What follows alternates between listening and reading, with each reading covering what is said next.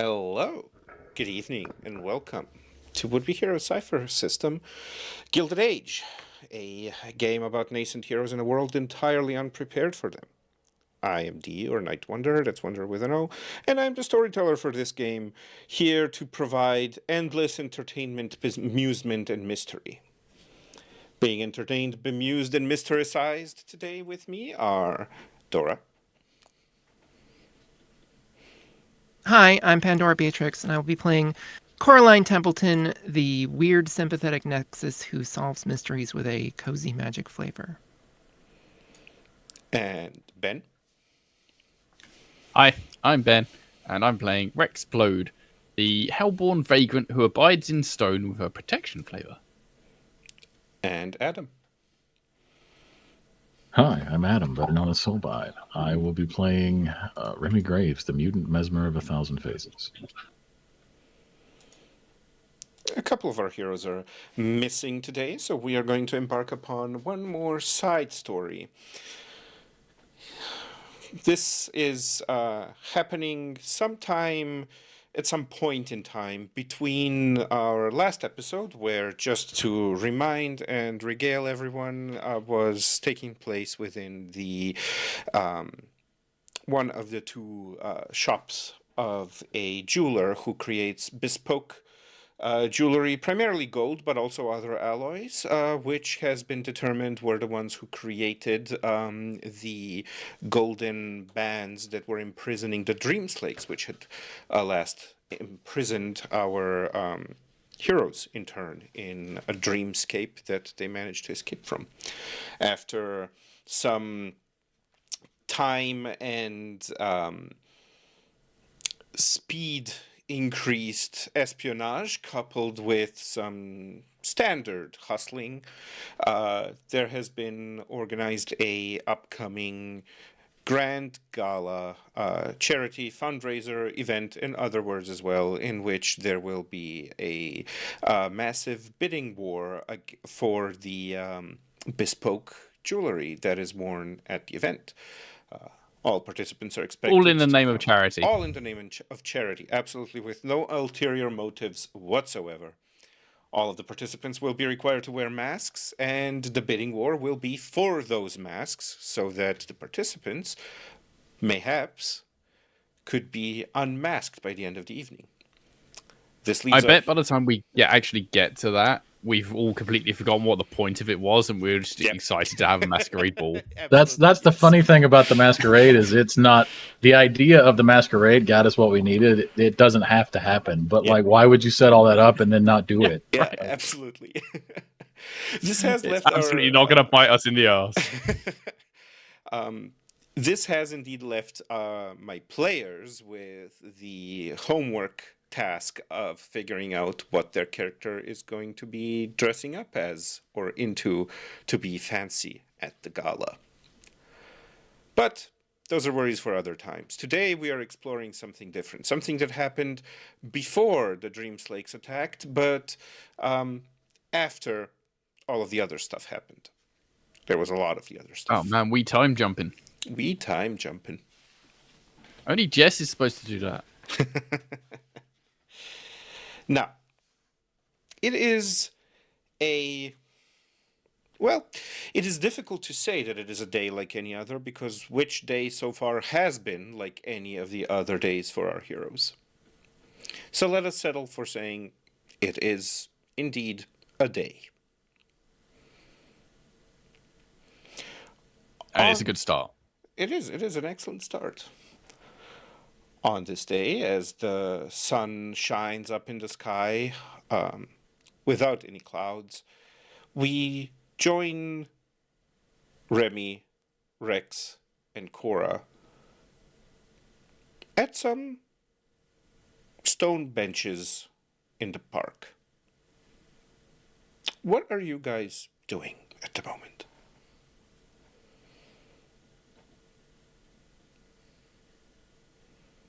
Well, I'm assuming that we just got stir crazy and wanted to leave the warehouse lair headquarters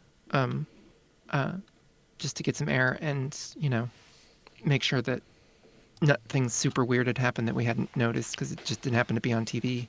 That's usually how we notice things when we're in the place. Yep. Not everything is going to be caught on TV, right? Yeah, not everything is on TV. Would this perhaps be the same park where Rex was when he first encountered the golden shimmer things that changed us? It very well can be. In that case, I mean, Rex is looking for the duck pond because he liked the ducks. That's Yeah. fair.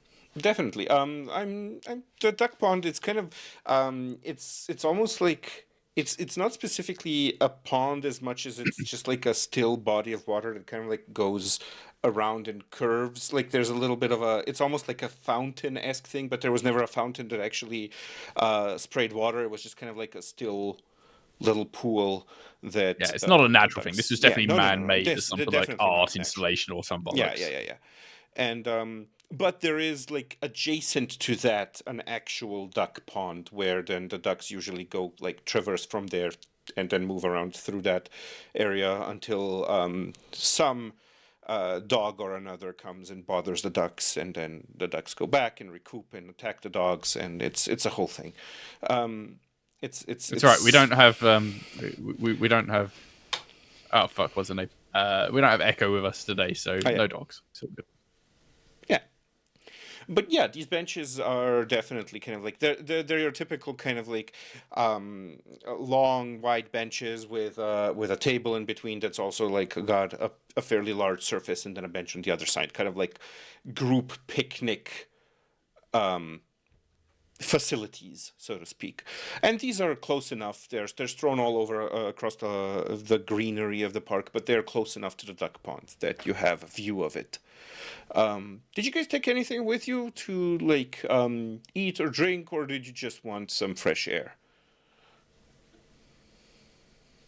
Just my bag, which does have Doesn't like have random snacks in everything, it. But well, I mean, not counting gift of appeasement, which yes isn't always food though. It is always food. Although I was gonna say, given ducks, Cora would definitely be amusing herself by just using gift of appeasement on each one in turn, just to see if any of them didn't produce like small bag of breadcrumbs, right? Just if there's a duck that just wants something else, that would be interesting. There's a very suspicious duck. Occasionally, Or Rex maybe puts out a some of hand. them just have Yeah. aspirations. Oh yeah, absolutely. Sure, let's Yeah, make it a roll. Just roll me a flat d20 roll. Let's see what you roll. 4. 4. Yeah, so of the ducks that you have encountered, all of them have a bag of breadcrumbs as their gift of appeasement that you produce. Interestingly enough, there's different types of bread within the baggies, so they definitely have a discerning palate, the ducks of this park. For one duck, you produce a knee-high sock or stocking. And it just goes to town ripping that to shreds. Wow. Okay. Somebody hates ankles. Oh fuck! There's a fucking goose in it. His family was killed by a hosier.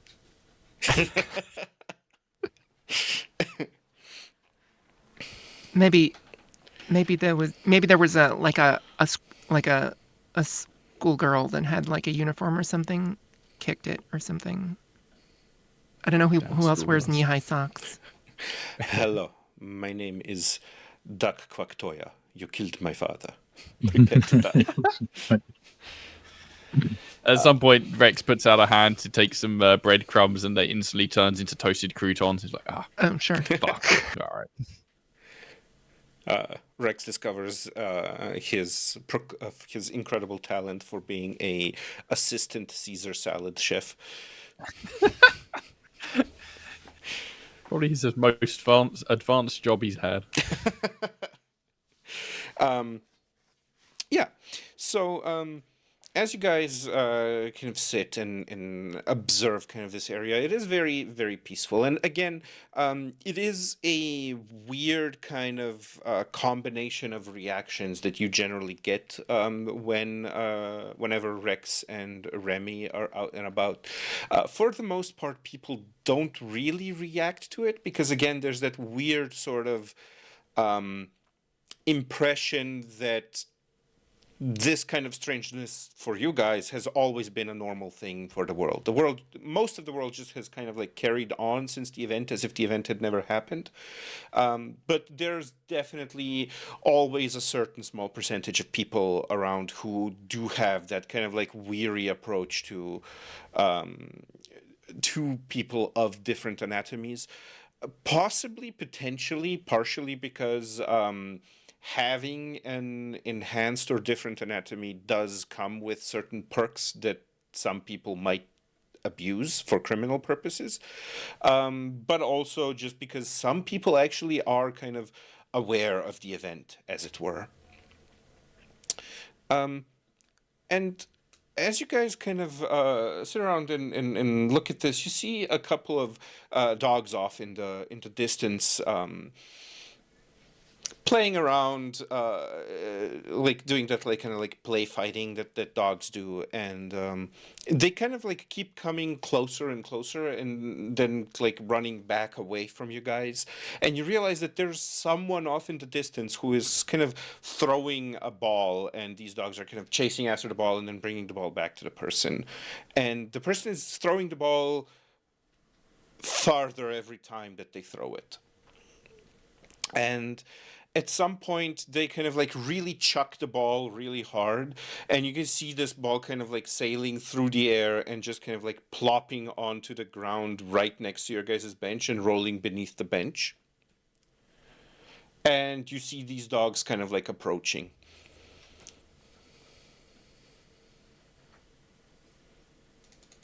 Cora, if no one else is reaching for it, Cora will definitely grab the ball and Absolutely. then be like, "Who wants the ball? Who wants the ball?" Are they that kind of dog, or are they just? Oh yeah, they're absolutely that kind of dog. You kind of pick up the ball and you go, "Who wants the ball? Who wants the ball?" And the dogs are like, "Yes, yes, give me the ball. The ball is everything in my life. Give me the ball." You know, but like in doggish. Dog language. Yeah. And, Sure. And as you do, I am going to offer you an intrusion. Absolutely. I'm behind on XP. Perfect. So grab yourself. Not that I've ever said no, but Yeah. So grab yourself. None of us have ever said no to an intrusion. Nobody have has we? ever denied an intrusion, because like in general, like denying an intrusion produces a net loss of 2 XP. Yeah, because you also have yeah, 10 it's XP. it would. I think it would be like if you were. If you were in the middle of doing a thing that you considered very important, Yeah, exactly. like maybe that would be reason to say no, but you hardly ever do it then anyway, so. Yeah. Exactly. Okay, so, there's only 2 of us. It's going to be weird. I mean, 2 other people. Who else is We behind both on just XP? teared up, so we're fine. Okay, so it doesn't matter. Yeah, it doesn't matter. I'll just... That could have been emotional manipulation. Like both of us just teared up. I'll give the other one... Nice. I'll give the other one to Rex then. Okay, Rex gets an XP point. Thank you. Which, thank you, by the way, for rolling a 1 on a 20 out of the way.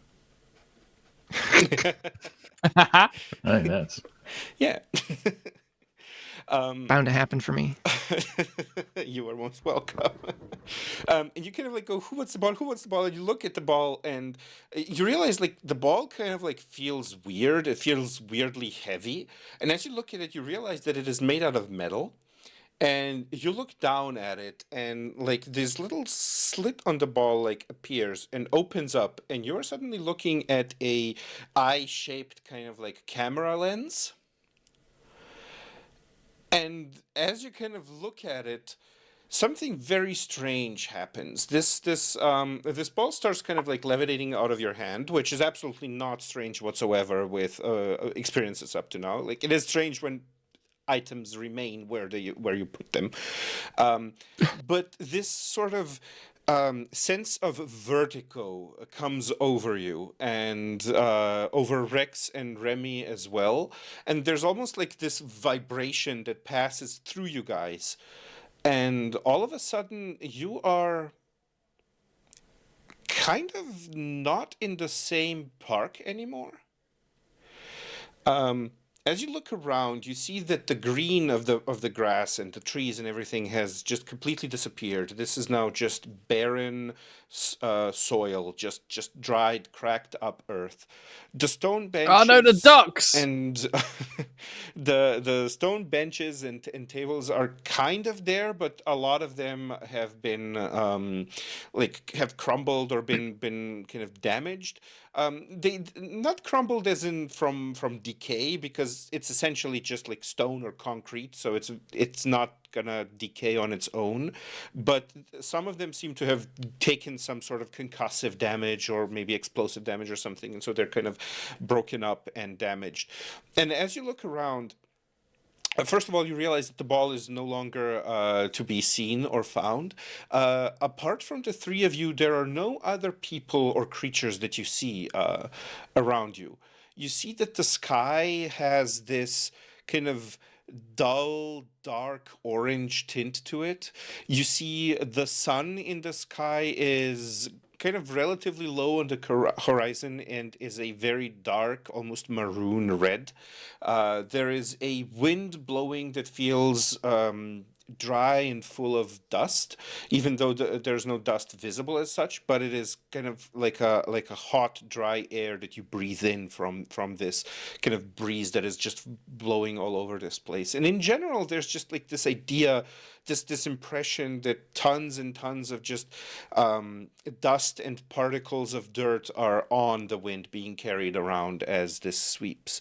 You see the buildings of the city off in the distance, like beyond the park. You see the buildings. Most of them have come into a state of heavy disarray. Some are just ruins. Others just have like the metal skeleton of the inner construct standing.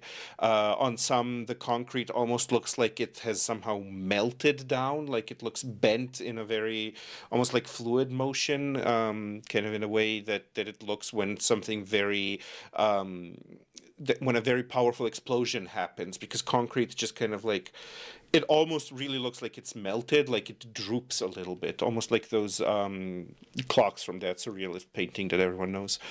Dali. Yeah. I think is it Dali? I think at this point, Rex looks at himself and like looks up his arms and his body's like, I didn't do it. I didn't do it either. So, I think. So we're like in some sort of post-apocalypse now, right? Well, I think we're somewhere where things went differently, or we're later. Core's gonna check just on the off chance to see if there is cell signal. Mm-hmm. I'm guessing not. Not, no.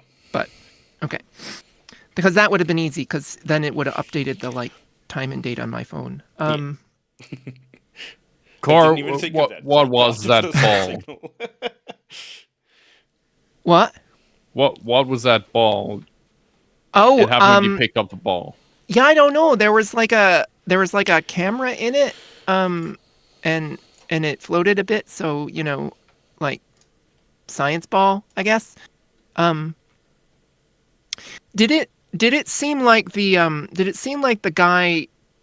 Or I don't even know if we could see who was throwing balls. Did you describe them at all? No, it was just they were very far away. They were just like a silhouette, like a not a shadow. So I don't know if like, I don't know if did it seem like there were a lot of directions they could have been throwing the ball in to throw it increasing distances, and they just happened to pick directly towards us repeatedly?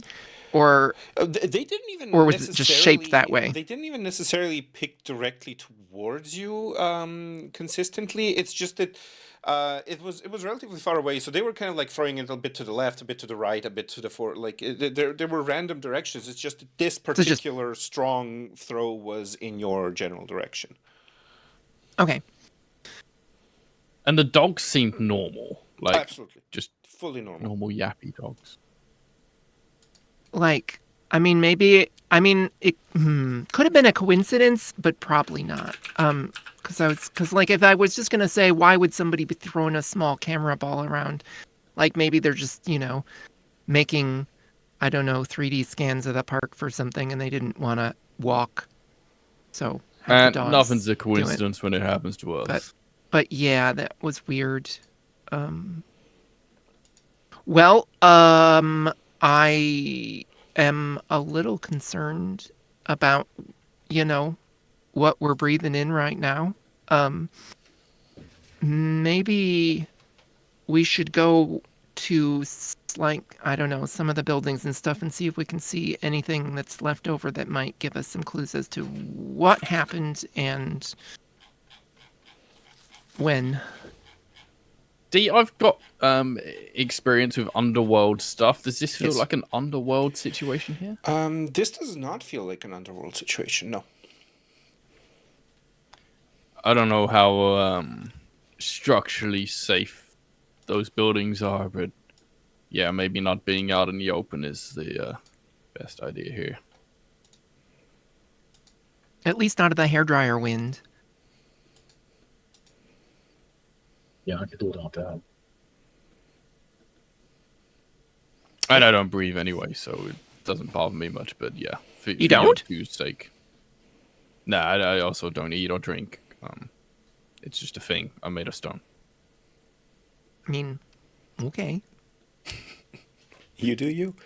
The dust does get in my cracks, so.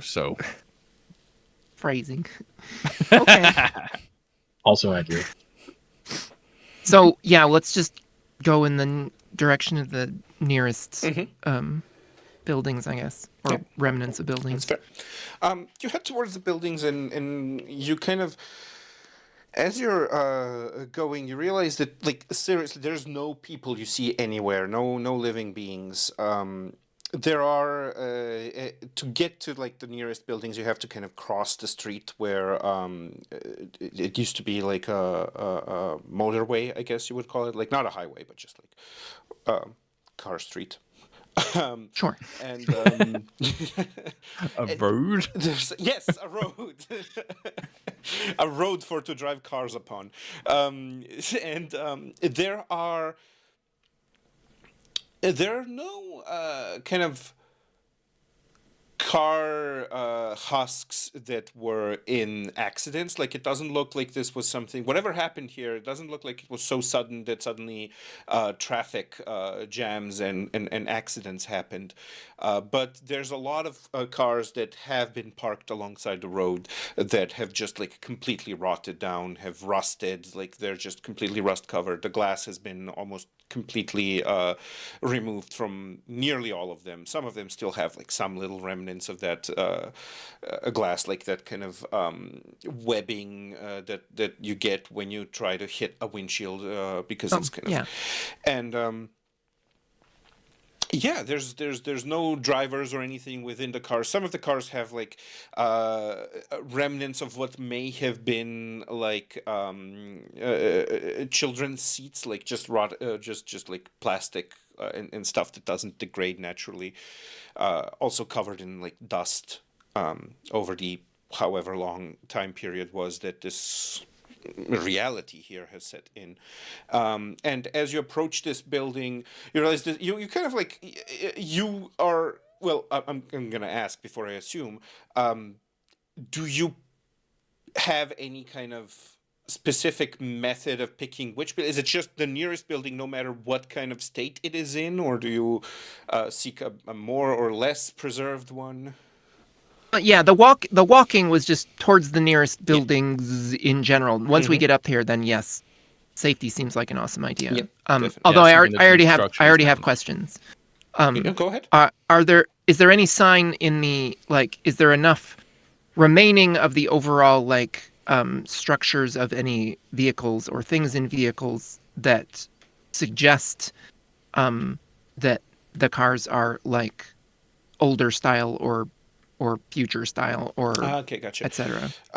Let's make this an intellect roll.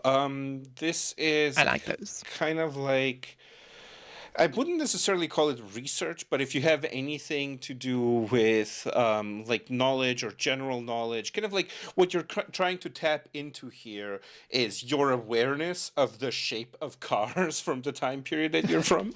And Yeah, I like, have absolutely no relevant skills. I have yeah, not. that's fair. I've not taken general zeitgeist knowledge. Yep. And let's call this a level 3 task. So you would need a 9 or higher to get it, unless you have Okay. things that. So I have 3 edge now. Does that mean that I just get an effort for free? Absolutely. If you Well, have then- 3 in an edge for any ability, it reduces the cost of any amount. Like it reduces the total cost of the total amount of effort that you're applying by 3, which means that the first level of effort is automatically free. Okay. So yes, we'll do that. Okay, so you need a 6 or higher. Cool. I have not rolled that. Okay. I have a 4. Okay. I was like, I don't need to spend more effort. I mean, this is- Nothing's is gonna fine. go wrong on the first roll of the day. Come on. I thought we got the low roll out of the way already. Yeah. I mean, that We I got the shouldn't have said it 1 out of loud. the way. Yeah. Yeah, so very, very difficult to say because they're so in such a state of disrepair, and you find it hard to imagine like what would be a severely different form of car that would be like future car, because from the day that they started, they've kind of like always looked more or less the same, like kind of like a bread box with 4 holes, right? And all of these are just bread boxes with 4 holes. Yeah. I mean, swastikas notwithstanding, but Yeah, exactly, exactly. No swastikas anywhere, but like very difficult to say. Whatever they were definitely. I mean, one might very safely conclude that they are not modern for this time period because there are no cars being produced in this time period if there's no people here, and these have to have been very old to have gotten to this state. that tracks. Yep. I think Rex is looking out for any kind of environmental storytelling of like, are there any posters anywhere warning about the upcoming apocalypse, or A suspicious recording device. a newspaper like getting blown across the street? Yep. Make me a perception related intellect roll. Let's make this Okay, a so level 4. I'm specialized in perception. Nice. So that reduces it to a level 2. that's- So you need a 6 or Fancy. higher. Okay, right. Here we go. Let's go. What, a 5, reckon? Yeah. Oh, no, it's a 19. I'm fine. 19, very nice. 19 is actually excellent because it also gives you a minor effect. No, there's not. No, so you you kind of like look around and you're trying to kind of piece things together, and you start seeing some posters on like there's skeletal remains of bus stops, and there's like ripped up pieces of posters on these bus stops. And most of these seem to be ads for movies of one sort of another. And as you're kind of like looking around and you look at those and you're like, oh, okay, yeah, that's like very hard to tell. Whatever the time period here is, they definitely still fully use the blue and orange color scheme for movie posters. And you kind of continue, you don't want to lose track of your companions, so you kind of like keep step up with them. You don't just stop and stare, but you are looking around. And when Cora kind of stops and regards the cars and tries to figure out what make of the cars are, which, you know, I don't know if Cora communicates what she's trying to figure out or not, but what Rex sees is kind of, there's just like this little spark of an idea, like, let's check the glove compartment. Cora, I'm probably going to break the whole car if I try and stick my hand in it, but maybe try and open the glove box. Yeah, that might be like better protected from the Preserved. elements, I guess. Yeah. Let's start seeing if any of them are openable. Yep. And you kind of like start opening them, and this is where we're gonna roll that 19 into like the further story is. You kind of start opening them, and most of them have like rags and dust and stuff that has already completely decomposed and everything. But in one, you get lucky and you find a kind of like this small little plastic box that you open up, and you realize that it's sort of like a box to keep all of the documents and stuff in, and it has like the license and registration and all of that stuff for the person. The person, the person's name seems to have kind of like been rubbed off a little weirdly, but the birth date of the person, the birth year is apparent, and that year is 2050. Okay, so So we're in the future. Quite some significantly time. futury.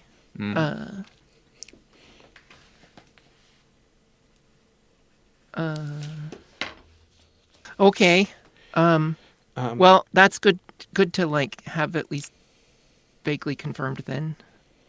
You also find a card that, for a moment, you don't recognize it because it's like a plastic card. It almost looks like a credit card, but it has other information on it. It doesn't have the numbers and everything. And you realize that this is kind of this card is all there is of kind of like an insurance policy. And the insurance is called Golden Standard Insurance, which I'm going to write I down. I already don't like anything that has the Must word be gold. must in be it. a chip card or something, I guess. And it has a very weird slogan on it. The slogan is because finally you never know what will happen.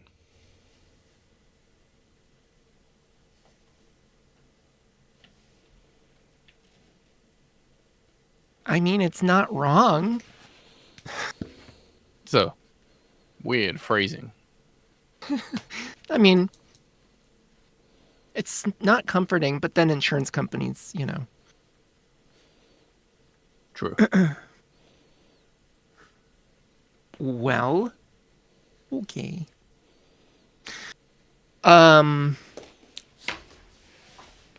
Let's continue and see if we can figure out what happened then, or will happen, will have happened. Yeah, I suppose if this is the future. Like, because it still could be the future of a different universe. Technically, that's hard to tell, right? I don't know. I can already tell you're about to get into some proper scientific mumbo jumbo that I am not at all going to understand. But if we can avoid whatever's happened in this place, I'm into that. I mean, all of the science that I know I learned from movies, so it's not that deep, but sure. Okay, great. I'm not. Yeah, like that's not what I'm going to school for. Remy, you got any thoughts on all this? This is Remy is drinking. He had brought a platter of beignets and was making, before all this, a drink he calls a bon ton, which is kind of like a mimosa, but it's muscadine wine and frozen blood orange juice, and it's got a bourbon reduction drizzled across the top. damn, that sounds good. When the ball shenanigans went down, he was holding the muscadine wine to be making another drink. I assume that came with him and nothing else. So he's just been slogging this bottle of wine around, just like, well, this happened. I don't even. This is so far outside of my expertise that, I mean, on the bright side, I would imagine that nobody's looking for us anymore. I mean, sure. that's not super bright, in comparison, but sure. To your Silver health. lining. There's a lot of open questions about what's going on in terms of like, can the future actually be changed, or is it just, set? And also, are we going to be able to get back? Because that's also That relevant. is definitely top of my mind right now. Yeah, I- remember where our bench is parked, just in case we have to be back there. But Do we need one of those balls again? who knows? I think, things being as they are, it's not great. But if there's a way to get back, I can probably find it. Hey, D, do we still look the same? Yeah. Bit dustier by now. Yeah. Yeah, I just want to kind of like I'm a little concerned that there might be, depending on what happened, like radiation. So we should figure that out sooner than Did they later. finally nuked it all?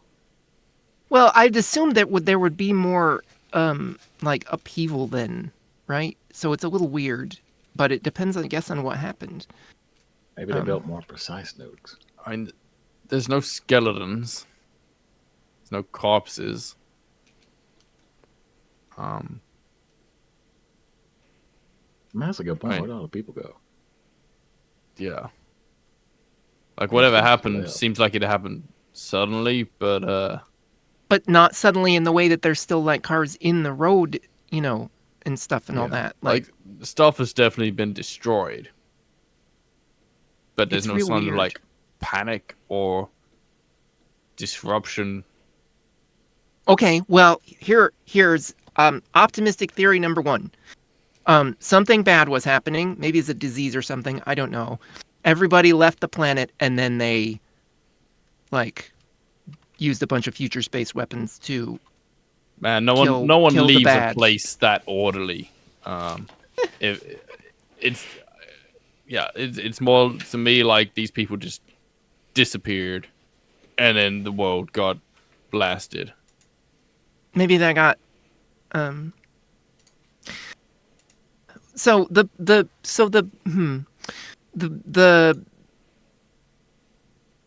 space aliens, dimensional aliens. I'm not clear on that point yet. The people that the AIs were like used God, to work those for, but like are sort of world conquering, destroying kind of people. What was their specific shtick again? Was it just they like to kill everybody, or they specifically like wanted like stuff?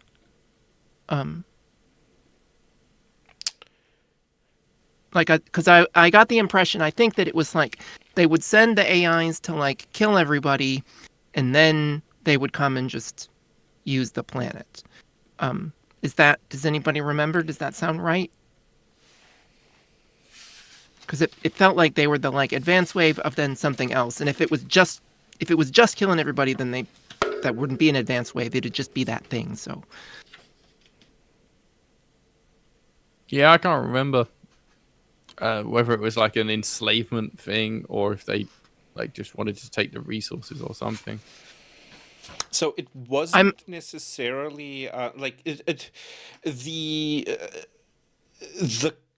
creatures who created these kind of like advanced AI biomass things were labeled as conquerors, but there was never any talk of like enslavement or of genocide as such. It was much more a case. It was like a case to case basis. Like either you decided, okay, these are our alien overlords now, and we are their subjects, and we do what they tell us, or you go, no, we don't want this, and get eradicated. So it's like choose your own apocalypse, kind of. Right.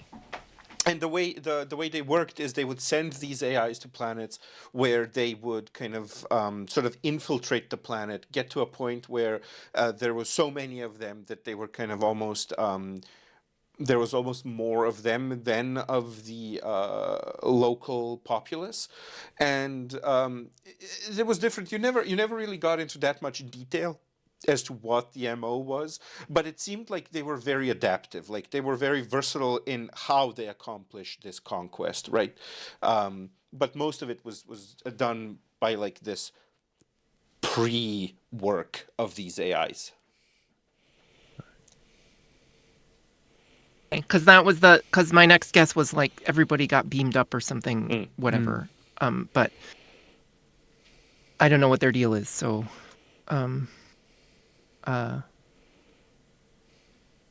Yeah, maybe a different kind of alien invasion that abducted everybody and then nuked the planet. But Still I don't still know. feels I don't like it suppose should you've be got more. like a Geiger counter in that magic bag of yours. I mean, I'm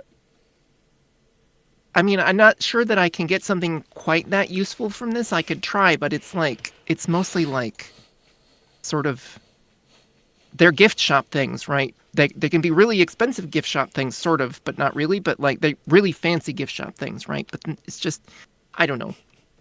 I mean, Yeah, like, I don't if it would understand make you your happy to magic have bag one, any more than I can try it. understand science stuff. So I don't think we done fell asleep again, do we? Maybe it's just gonna like smack Rex. Just like see if he wakes up. you were gonna hurt your hand. Probably. Rex does not wake Yeah. up, but your hand does throb. Yep. Nope. That's weird. Nope. I'm All right, let's get us some shelter and Yeah, time let's to figure go. this shit Let's out. go see if there's a building that looks a little more structurally sound. Yeah.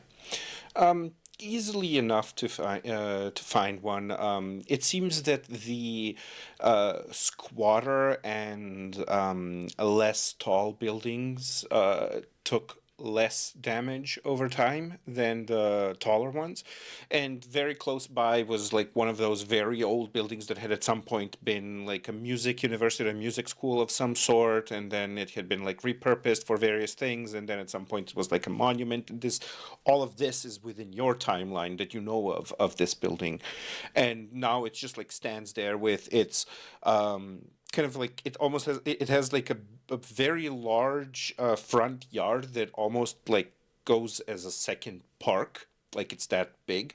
And again, this is like all barren and no plant growth is there are kind of like still remnants of trees, like blackened tree kind of like skeletons all over the place that have no leaves or anything and just like stand there perfectly still.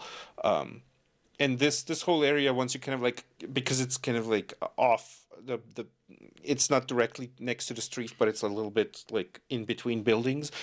Here there's no wind.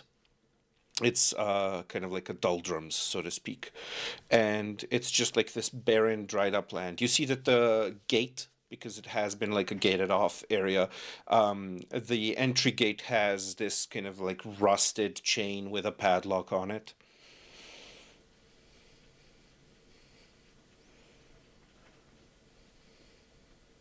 I think the coast is clear if you want to break it. Yeah, I mean, I imagine this is also like broken down and rusted that you just have to touch it and it all falls down. Definitely. Yeah. Like you kind of like go to grab it and it just like crumbles literally into dust. It's weird that they didn't have more advanced security like 100 years into the future or however far they went before this hit. I can think of some depressing reasons for that, but yeah, I don't know. I guess we don't know quite what the state of their world was before. I mean, this hit. we can do very fancy gate security right now, but still a lot of them are just padlocked, right? Because it's cheap. Because you can't open a padlock with a cell phone from them. This is true.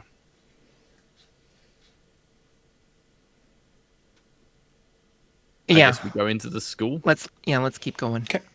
Yeah, and as you kind of like go across this courtyard, you kind of just the vibrations of your feet as they hit the ground cause a little bit of a disturbance, and all of these kind of like husks of trees start kind of crumbling into dust and ash. Like they're literally just very precariously balanced shapes of ash and dust and debris. Rex starts tiptoeing. That's real concerning. And you kind of head forwards and you come up to the entrance of this school, which has kind of it almost has like a little bit of a covered front porch thing going on, and this whole thing has been made out of concrete with which it had been like stylized, like it had a very gothic flair to it with lots of like intricate carvings and everything, and all of that has been worn very smooth and almost irrecognizable by time. And you come up to what essentially was at some point a large wooden double door, but because it was wood, it has almost like completely rotted. It's another one of those things where you just need to like give it a little shove and it's just going to completely fall apart.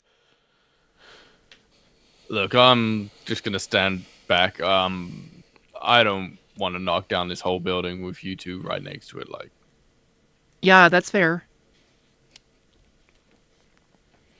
Yeah, by all means, open the door. Yep. The door falls apart. At like the first little ministration, and inside you see that immediately from within, because the first kind of like area is just like this large hall, and this is a two-story building, so it has like the ground floor and the first or second floor, depending on how European you're looking at it. It all of the supports in this place are made out of concrete, but the issue is that getting up to the second floor is going to be probably would be a little bit of a challenge because the stairs themselves were made of wood. But in general, the whole building seems to be standing. Like inside, not much damage seems to have been done. The pillars that keep up the second floor and like keep up the roof of the building and everything seem to be intact. There is a little bit of kind of dirt and debris that has been blown in because obviously the roof would have been damaged through various bouts of inclement weather. So, like, there is a certain amount of the outside getting in through holes in the roof, but all in all, it doesn't seem to be particularly structurally compromised.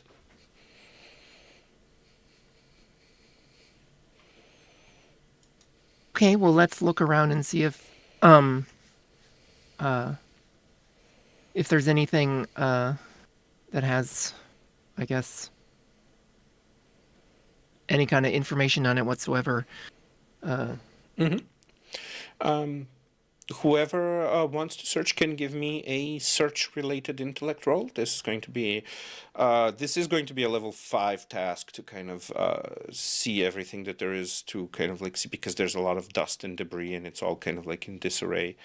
I'm just gonna hang out here and not risk this building. I'll keep an eye out if anything happens outside. Yeah, I reckon I can help look around. Yeah, so so I've got trained perception, which brings it down to a 4, and then I will I'll go ahead and do all 3 effort that I'm allowed to now. So that's 1 for free and then 2 more for 2 each. So 4 Yes, exactly. pool. Which reduces the task to a level 1. So you need a 3 or higher. Well, no, wait. What are the odds? Level 1. And Remy, are you applying anything, or are you just gonna try for a 15? Well, I have an intelligence power. You said it's an intelligence roll, right? Yes. So I have a power shift. That'll bring it down 1. And then I will spend effort to bring it down 1 more. Okay, so you need a 9 or higher. I got a 15. 15. Okay. So what did you get? 4, 4. which is still Just made it. still good enough because I did not shirk Yep. on the effort this time. Absolutely. Oh, I did. I forget. I don't remember if you were here the last time, but anybody who's been yeah. with Remy in the last 24 hours can ease a task once a day because of Oh. inspiring friendship or something. So if it comes up. Okay. So a 4 and a 15 both pass. Alrighty. Is there anything kind of specific that you're looking for? What kind of information are you specifically looking for, or you just want me to give you something? So yeah, it's mostly like if there was if there's any, I guess, like current events stuff current to the last time they were updating current events, whenever that was, right? Mm-hmm. And just presumably if there was something going on, they'd mention it, that if they knew about it, and if they don't mention anything, then that means they didn't see it coming. Okay. And Remy? I think he would be looking for any still functioning technology like a television or a radio or a computer or Gotcha. anything that might have some sort of a connection, just to see if this is like a localized problem or if this is, the whole world went poof kind of a deal. Yep, that's fine. Alrighty. So first off, we're gonna say Cora. You kind of I'm gonna say you guys kind of like split off and go into the two different directions that there are. Cora, you kind of like end up in a sort of like an area that seems to have like little dorm rooms with several beds to each room. Like this seems to have been some sort of like living space or whatever. All of it had a lot of it was wooden, so it's all kind of like deteriorated and stuff. But you do manage to kind of like sift through and find some things, and you do find a newspaper article that seems to be it is in a language that only vaguely resembles English. Like extrapolate exponentially the difference between Old English and Gen Z slang. Sure. Like it's very different language, so it's very Yes. difficult to follow what, like you're not even Yeah. sure if these things like are good or bad or whatever, but you do It's also all Riz cubed. yeah, exactly. But the book that you find also like a small book. This book seems to be like in proper English, but it is in a very bad state. So like even picking it up would risk it falling apart, and you're not sure if you're going to be able to find anything in it other than just the title. But the title is Everything Bad All at Once. And then like the subtitle is or Why Jesus is No Longer a Possibility. That's a downer.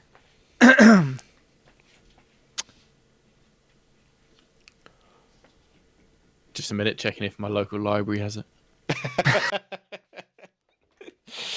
And that's kind of like the title that you see on it. And it seems to have been well, let's see.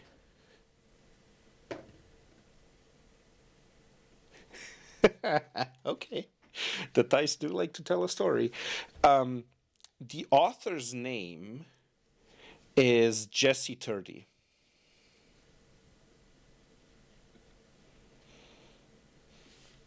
Can you spell that for me? Yes, refer to John's character. Oh, gotcha. Okay. Okay. Is there a date on it? The printing information is usually like on the inside or Yeah, on would the back have of have the to book. open the front cover. Oh, I mean, okay. I'll take pictures of it with my phone, and then I'll go for that and see if I get lucky with anything absolutely. surviving trying Okay. to open it at all. Okay, so make Like I'll be taking active video while I'm doing it, just in case it happens real fast. Yep. Make a speed task. This is a level 6 speed task. Yeah. I'm gonna suck at this so bad. I guess. I mean, I can still spend effort. It's just gonna be very hard. Yeah, sure, why not? So I will spend 5 of my 9 speed pool to do 2 efforts. And so now it's 4, which is 12. Yep, correct. Cool. I've definitely rolled higher than a 4 this session. Really? It's on the floor now. I don't know. It's dark and I don't know where it is. Okay, everything's fine. I'll try again. Okay. Haha, 19. The floor helped me. Nice, with a minor. You kind of like you reach for the book and you kind of like touch it, and as soon as you touch it, you feel like how very delicate and crumbly this whole thing is, and you immediately kind of like pull back and then go back in, and you kind of you rummage through your bag, sure that you're gonna find something, and you actually like find a pair of pincers and like start like very slowly moving the book, and you see that this book was written in 2030, or it was published in 2030.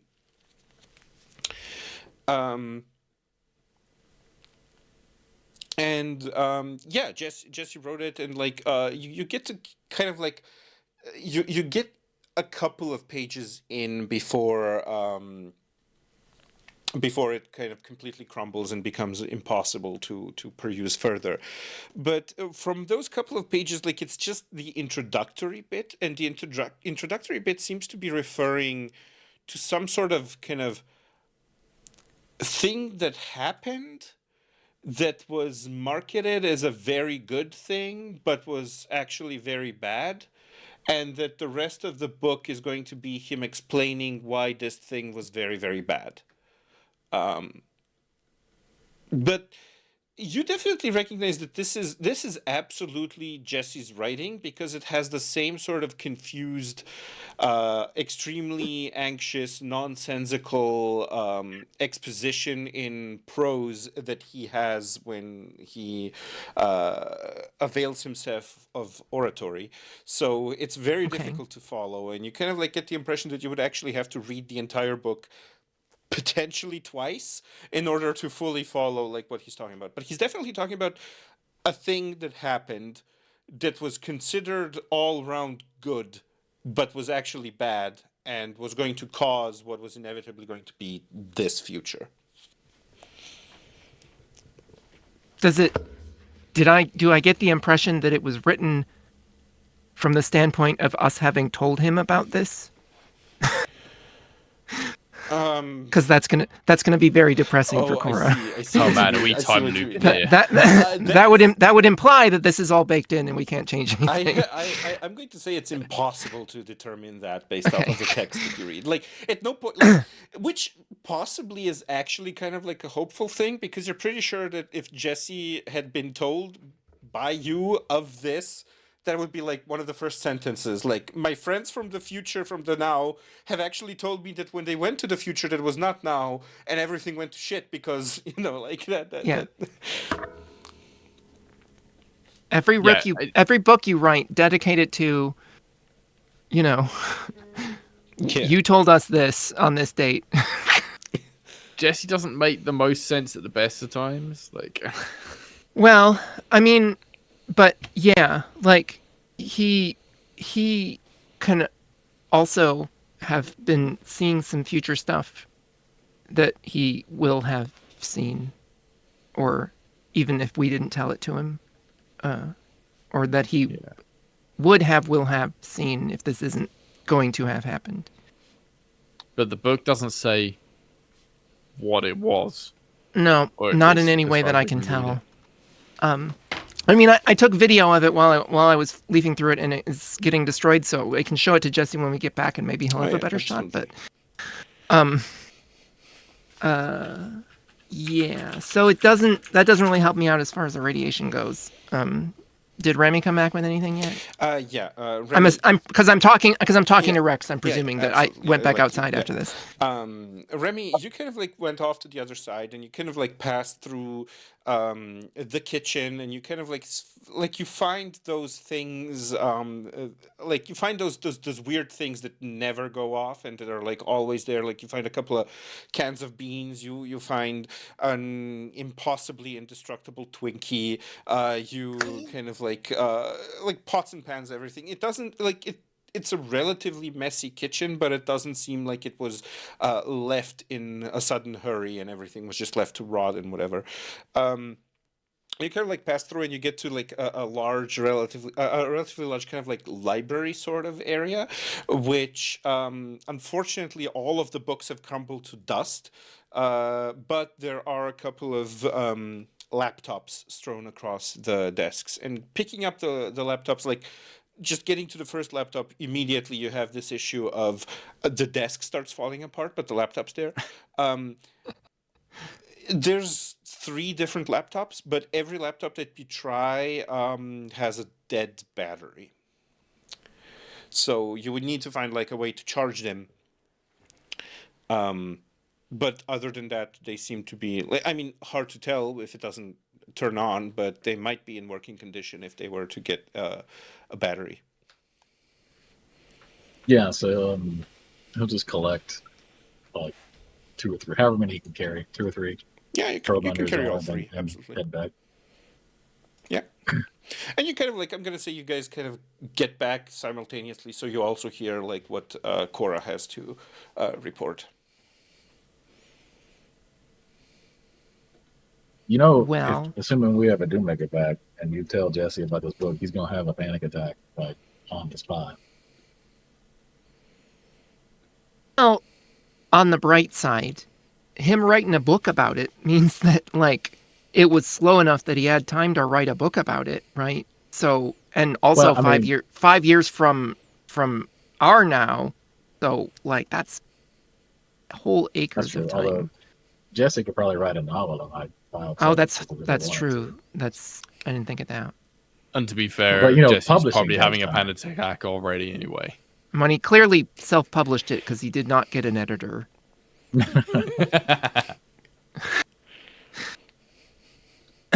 Like, I mean, it wasn't handwritten, right? Because like he could No, technically it was typed. self-publish that way, just like copy a bunch of his own books and just distribute them. He would Like, definitely have the there's time a to lot do of that, things. yes, absolutely, there's a lot of things. there's he a could lot of. No one I don't- bought this book. don't He's wanna just give gone him round that and idea. flaked it. No, this was a printed book. I found these laptops. You don't happen to have a portable charger, do you? I mean, phone or I something? might, but do the like Core's looking at the laptops? Do the ports look different from ours?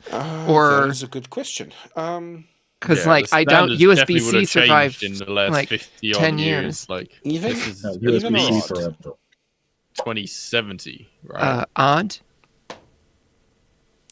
Yes, they look very different. Like, first of all, they seem to have been like the idea of a device having as few pluggable places as possible seems to have propagated itself over the years. So here it just seems to have the one port, and that port is kind of like elliptical, kind of like a slightly larger, rounder USB-C type of plug. Okay.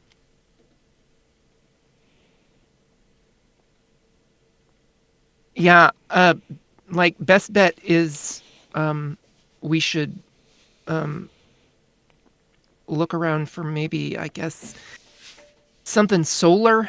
If there's a solar charger that has that sort of thing, that might work.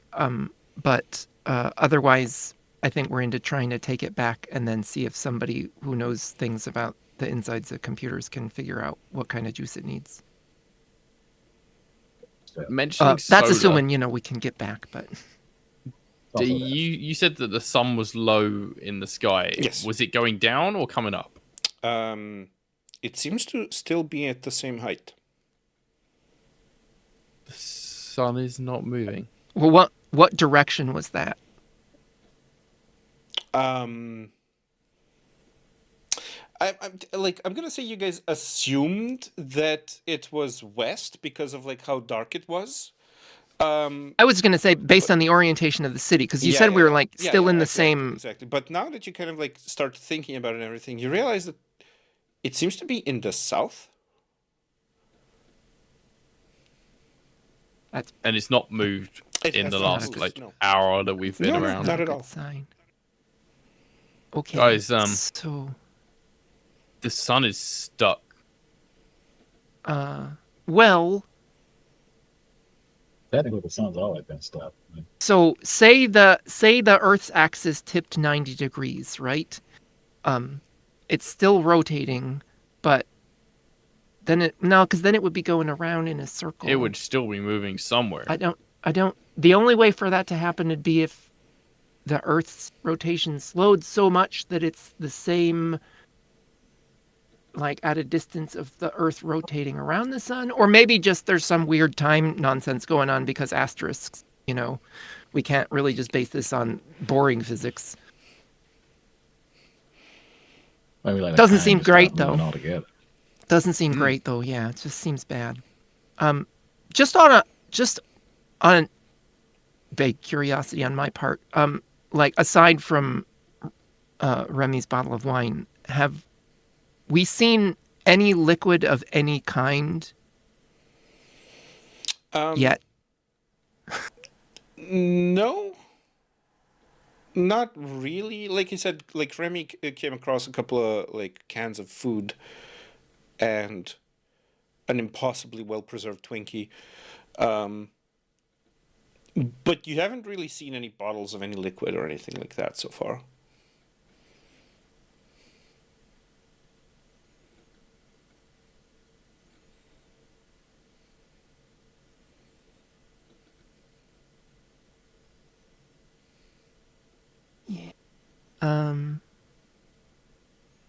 The sun seemed to be the usual size, though, right? Yeah, like roughly speaking, it's the same size. It's just that like very Okay. strange dark red maroonish color, and just like low on the horizon in the south. But otherwise, perfectly normal. Is there anything else in the sky? Can we see the moon? Are there clouds? You do not see the moon. You do not see any clouds. You just see this kind of like strange orange shade to the entire sky.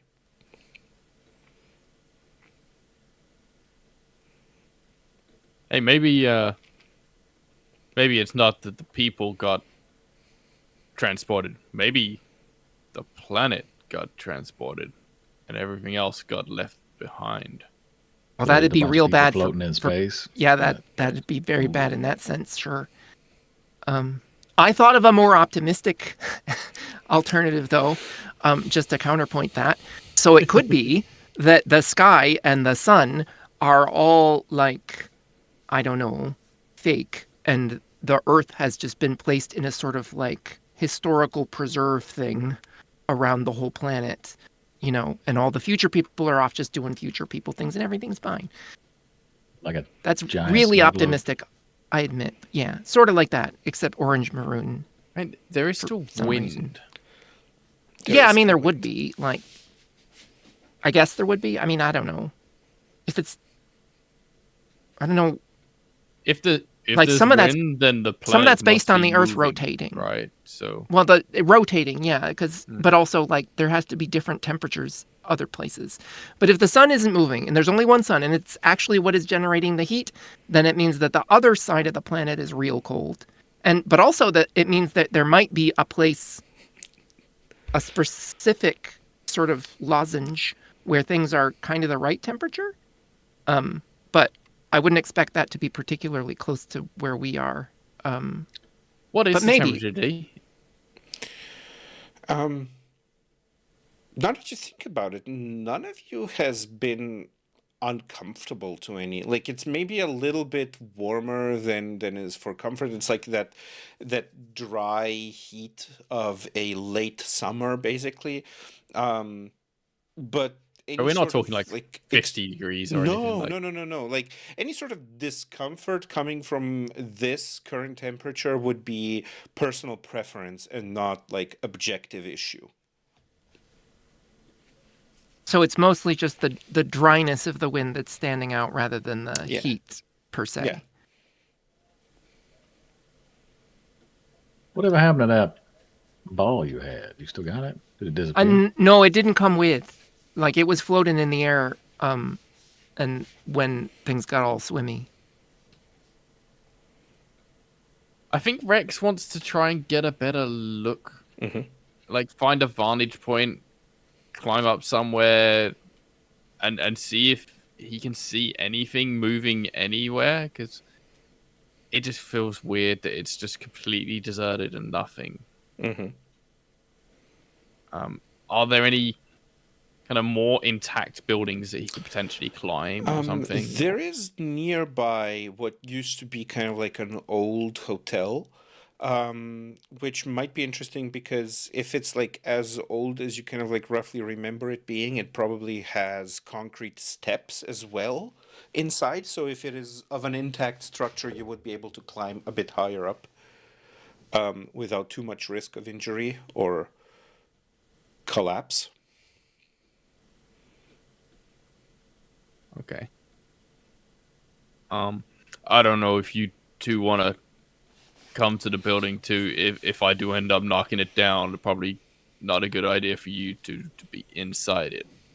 I mean, I'm sure the ambulance service runs real regular around here. it does seem awkward, yeah. But we can just wait outside, I guess. And then yeah, if we hear a loud noise, then we'll wait for it to stop and then come inside and see if you're okay.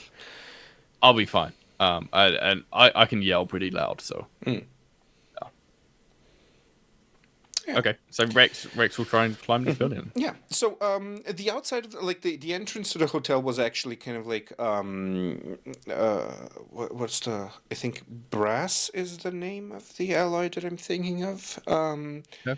Kind of like brass framing with like glass paneling, and the glass obviously has been like completely destroyed and everything, but the brass still kind of remains, and you can choose whether you want to squeeze through it or just pass through it just by spreading it out and melting it a little bit. Both are perfectly fine. He will do whatever is the most gentle approach so as to not like disturb the building too much. You kind of like squeeze through it, you shimmy kind of inside, and you see immediately directly up ahead the stairs. You see kind of like on the left the the kind of the reception desk sort of, which was also made like out of stone or marble or something like that. Like this place was really like there was a lot of money invested into the structure of this place, and you see that the stairs, like there's a carpet that has rotted down, but maybe once was like a red carpet that was fastened to the stairs, and the stairs themselves are kind of like concrete, so you start going up them, and obviously you kind of like melt through the carpet, but the stairs remain unfazed. And do you want to like pass through the floors, through the rooms, or anything, or are you just like single-mindedly going as high as you can to? Yeah, just trying to get high and be able to see outside. Yep. You kind of like get up, and you realize that to get all the way up, you would have to really risk it, because like the last part is wooden stairs that lead up towards an attic that seems quite rickety.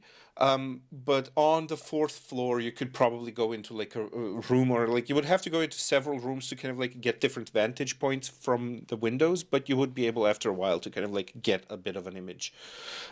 Make me a perception check. This is an intellect. This is a perception-related intellect roll of a difficulty of 4. Okay, so with my specialized, that's a 2, so 6+. Let's go. Nice. 14. 14, nice. You kind of like go from room to room and look at it, and obviously within the rooms there's a lot of rotted down furniture, broken down things, everything that was. You see that the rooms have TVs. The TVs themselves seem to be inserted into the walls, and they're just like very thin paneling with zero frame to them. It's just like almost like a completely like glass or plexiglass or whatever surface that is just inserted into the wall. You kind of go through the rooms and kind of like look outside, and you realize that pretty much everything that you see of the city seems to be largely just the same kind of like barren, completely dilapidated area. But you see off in the distance where there used to be kind of that part of the city was again some sort of like university or something, but there seems to have been like some sort of wall that was built up around like wall that now has like taken a serious damage and has crumbled down and everything, and through the holes in this wall you see something big and spherical moving around. Hard to tell from the distance what exactly it is, but it looks like it's some sort of round shape that is floating above the ground and kind of like moving around. How big? Hard to tell from this distance, but like definitely bigger than you. I mean, I guess, are we talking the size of a building big? No, not that. Like probably Okay. between a bus and a building. Okay. All right. Yeah, if nothing else is catching his eye, Rex will gingerly work his way back down to the ground and go and tell the others about what he saw. Yep. And in what direction. How far did that seem? Probably maybe a kilometer. Okay. We really, really got to get you like a heat-resistant cell phone or something so you can take video, because... Okay. I mean, the building was okay. If you want to go up there and have a look yourself, you probably can. But well, did you yeah. happen to see which direction it was moving? Like, is it coming in this direction? Because if that's the case, we might want to do the opposite of that. Was it just kind of pottering around, or did it seem to be moving with intent? It would move a little bit, then stop for a while, then turn around, then move a little bit, then stop. Like it was almost like it was going between different like spots and taking. And there you didn't, at least for the time that you were observing it, you didn't notice a pattern that it was repeating, but it definitely seemed to be going and starting depending on something. Like it almost as if it were finding something interesting, then stopping at that thing, then moving on. Seemed like it was maybe looking for something, but not specifically coming this way. How far away? About 1K. Okay.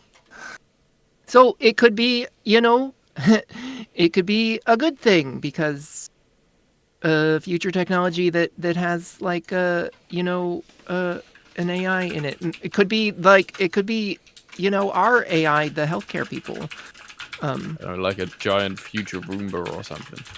Sure. Or yeah, it could be a thing that just sweeps up all the remains of people, or makes remains of people and then sweeps them up. Or there's a lot of options. It's not really clear. It's the only thing that ain't dead, so it's kind of need to see what it is. Yeah, we ain't seen nothing else moving. Yeah.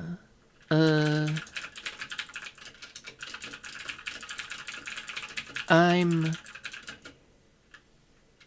a bit torn, cause yeah, if we get within like seeing position of it, then that works both ways, right? So, and that's not really a decision we can unmake at that point. But I don't really know. It's basically. Rex just kind of shrugs like, you got any better ideas? We got no leads. Like, no, my ideas at this point are limited to trying to wayfind for something that will help us figure out what's going on. Or Holy shit. Do you think something that maybe will help that's us like get a home. giant version of that ball you picked up? I mean, could be. How do we pick up a giant ball? I mean, I didn't, like, it's possible just touching it was enough because it floated by itself. Oh, and that ball's floating. But yeah, so I can try to do that. I could also try to wayfind for, a way to get home. And those Holy might be shit, I different. completely forgot you could do that. Let's do that, like, I mean, right it's now. not guaranteed, right? It has to actually be findable. Does that work through time? Because like home could just be like a pile of dirt that way, technically. Well, I mean, it means what I mean it to mean, I think, usually. So when I say home, I mean, that too. But yeah, it has to be something that could hypothetically, like, we could actually figure out if we spent, a couple months looking for it. Well, but I it just suppose will happen faster. we know that at least Jess existed in this world. So maybe Jess, like, if he operated out of the warehouse, had stuff there, maybe our past, future selves have stuff there. We should go there before I even try wayfinding at all, because that's a super good idea. We might have more direct context. That's fine by me. Okay. Was there any indication in anything we've seen so far that the golden event actually happened here? I don't think you would have seen any evidence of that. Yeah, because I don't know if Jesse was like that before this happened already. True. In terms of his writing style. Mm. But does that sound like a plan? We do that first, and then I'll wayfind, and if it takes us in the direction of the ball thing, then, well, okay.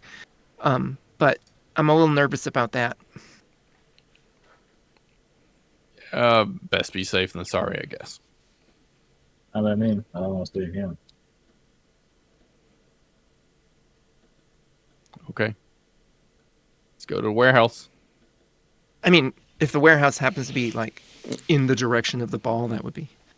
The warehouse is not in the direction of the ball. Okay. You head towards it. It's not too far away. Like when you went for your picnic, you didn't go for like a large hike. It's relatively close. You get to that kind of like district with warehouses and everything, and you see that, like the rest of the city, everything is kind of in ruins, and particularly the warehouse and all of the warehouses there seem to have just remained. Like the only things that remain of these constructs are the metal skeletons that were holding up like the buildings themselves, but there are no walls, no roofs or anything. It's just kind of the metal skeleton of it and like some small remnants of furniture and stuff that survived the years.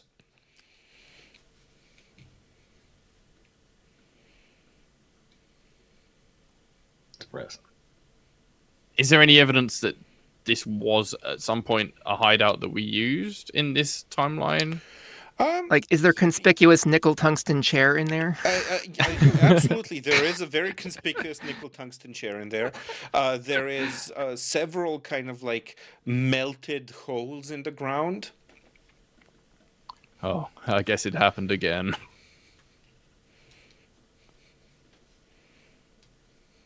Okay, well, I suppose we did exist in this place in our changed forms. Yeah. You Nothing also, I'm else going to give you Okay. this one for free as well, because Victor, the warehouse where Victor and Jace are staying is like a different one, but it's very close. And I'm going to say you guys kind of like pass that by as well and see it. And within it, you see these kind of strange, like curved metal constructs that you haven't necessarily seen Victor create as of yet, but you have seen Victor kind of like make designs of these things.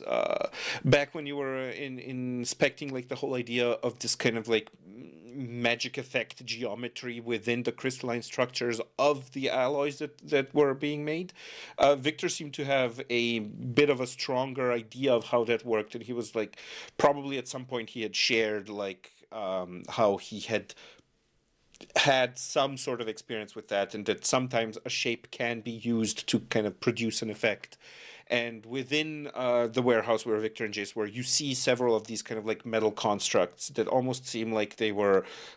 It's almost like a watercolor painting that just has like this smooth curvature to it, and these things just kind of like look like that. For anyone at home who is a MTG geek, very much Esper coded with kind of like this fluid sort of metal that is kind of just smoothly created in one piece. None of it seems to be doing anything. It's just that they're there.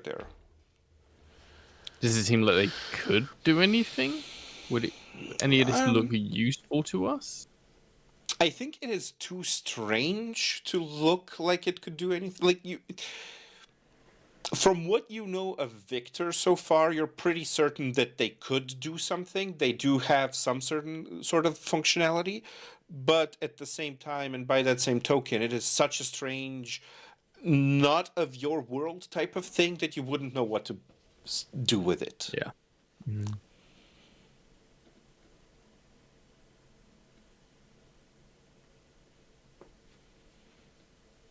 Time for plan B. Yeah. Uh,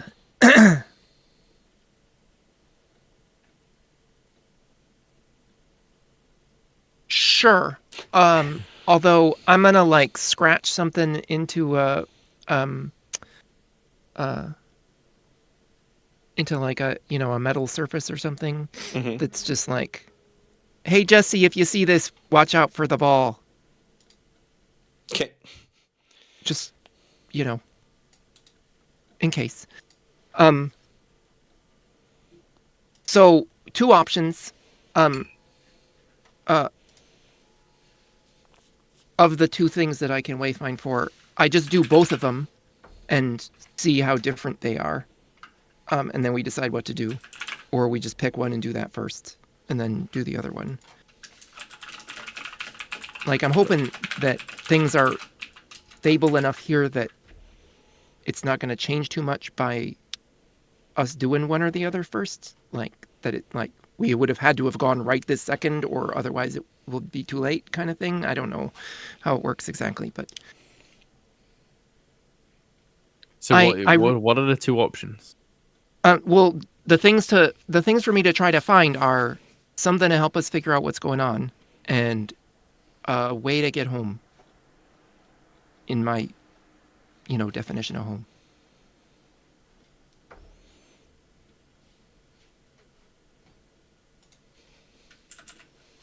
Well, on the one hand, I don't much fancy hanging around here forever, but it would seem a shame to go back without knowing what happened. It does seem like a waste of an opportunity. Maybe we can find our way home and then have that as the escape route if the other thing turns to shit. The way my stuff works, like, I won't necessarily know exactly, like, basically we may get to the end of it and then be home rather than know what to do at that point, right? So, I wouldn't count on that if we did that first. Okay. I'm willing to try, I think, looking for something to help us figure out what's going on first, and then see how hard it seems. And if it doesn't seem too hard, I'm definitely curious to find out. And if we left without finding out anything, it will rattle my brain forever. Yeah, I'm more than a little curious. Like we do have the video of Jesse's book that maybe he can make some sense out of, and the laptops, right? But it seems worth doing something more targeted. Okay, let's go for it. Okay.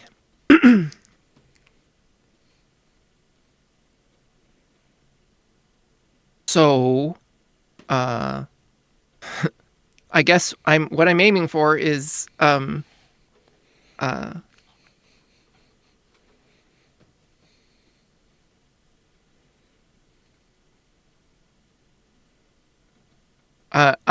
casting a relatively vague wide net, but with specific criteria of something that will help us understand what has happened here. Okay. That we can use right away. Yep.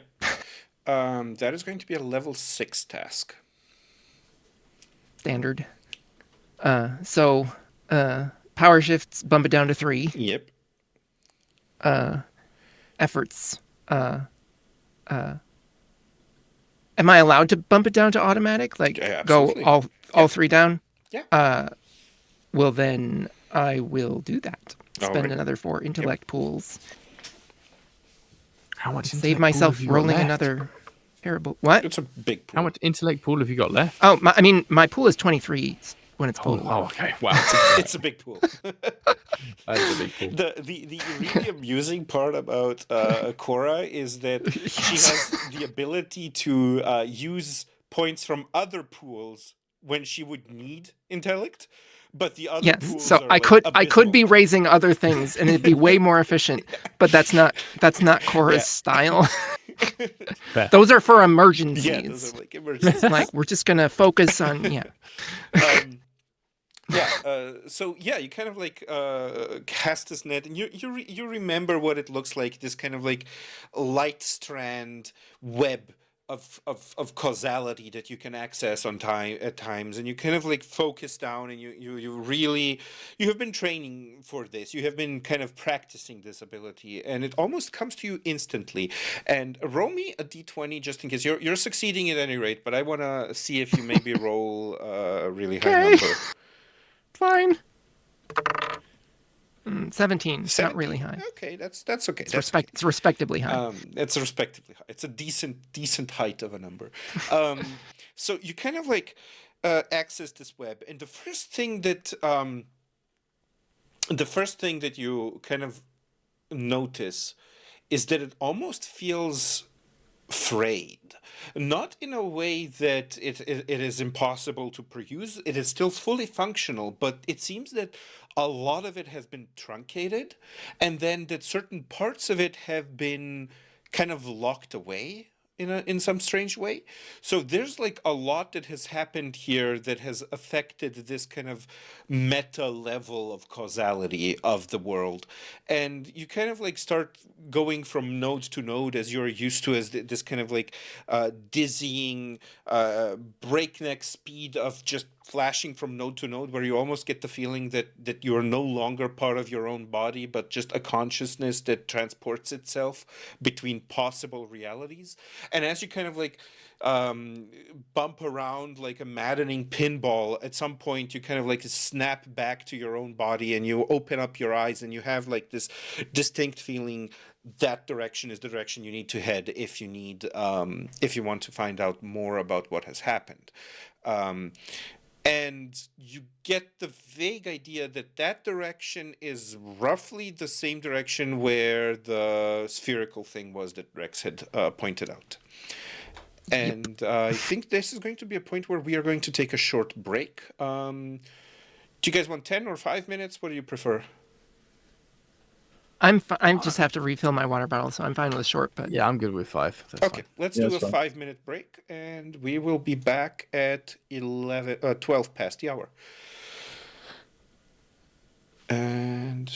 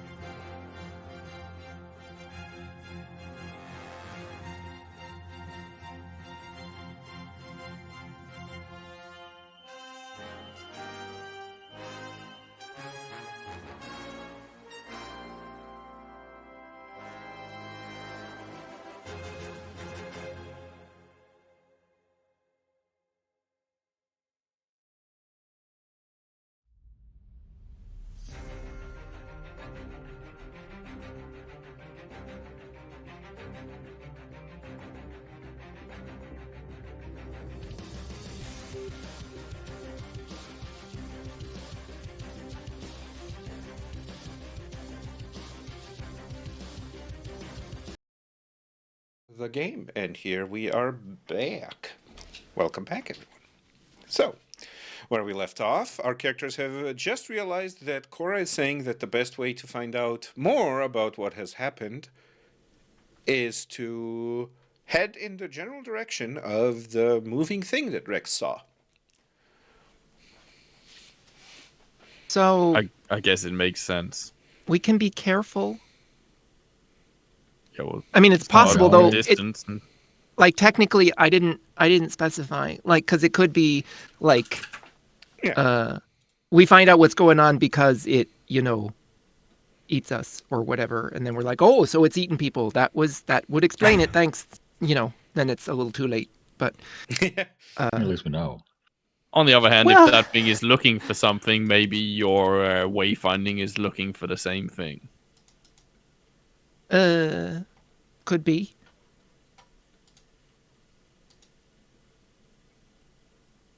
And if that thing turns out to be a bad thing, I can just punch it. I have the utmost faith in you. But yes, we should probably try to be sneaky first. Yeah. Like maybe it only has a like it's a ball. If it's like the other thing and it only has one big camera eye, then it can only look in one big direction and not everywhere at once. So maybe we can be not seen by it if we're careful. It is much bigger than we are. Yeah. I'm willing to try it if other people are, but I'm also easily talked out of it. We gotta go see it anyway, right? Let's go. Alrighty.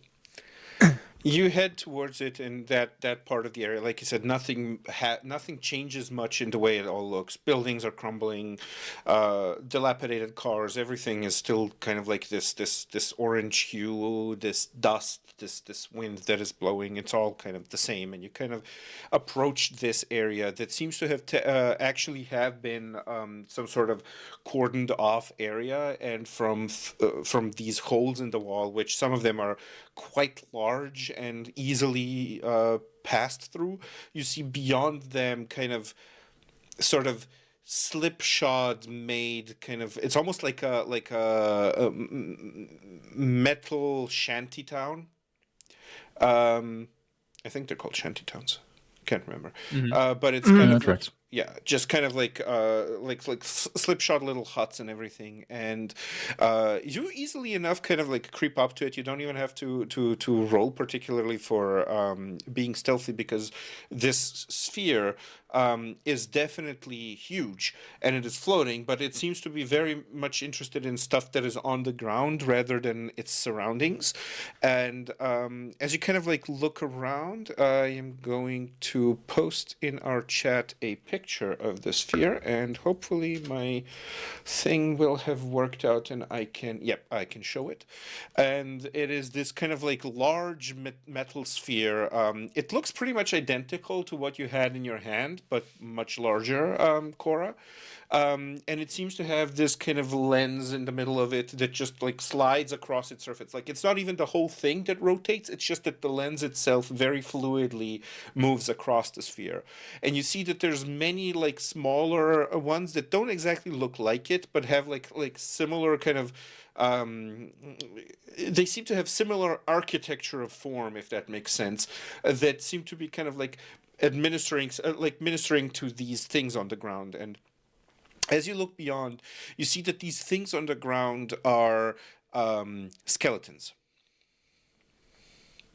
And it seems to go from skeleton to skeleton and kind of observe it. And these things seem to be doing like some sort of measurement or something. There's like little scanning lights and things that happen. And then they kind of like all swarm back to the large sphere. And then the sphere moves on to the next skeleton. But they're leaving the skeletons there. Yes. So archaeology, maybe. Skeletons? There's quite a few. Like, there's probably maybe like 70 or 80. In like mass grave style, or they're just scattered around? Some seem to be in a mass grave style, like on a pile, and some seem to be like scattered all over the place. The ones in the like the ones that are on piles, seem to be in a more advanced state of decay.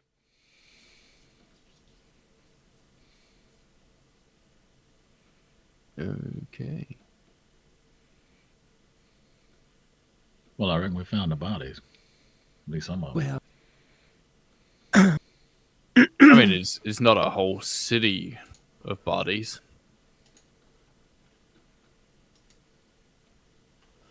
And these things don't react at all to us. the little balls. No, Yeah, the the little little or no, big walls. no. They don't seem to be. Well, at the moment, you are kind of like hidden from it. Like you're kind of not yet in the area. This is just Right. what you see, like peeking through, like holes in the wall. You haven't approached kind of like in a way that would make it aware of you. Does my wayfinding still have a path, or Yes. has it is- ended here? Okay, It is pointing directly at the ball. check. So, optimistic possibility. You know, it's future people or a future AI doing archaeology, and it will be real excited to see people who are not skeletons and talk to us. Maybe. There are a lot of less optimistic options. I'm trying to wrap my head around why this thing would have transported us 50 to 100 or more years into the future. Maybe it wasn't on purpose. Like maybe it was just like it interacted weirdly with my weirdness, and you know, You do have some Asterisks. weirdness. multiplied.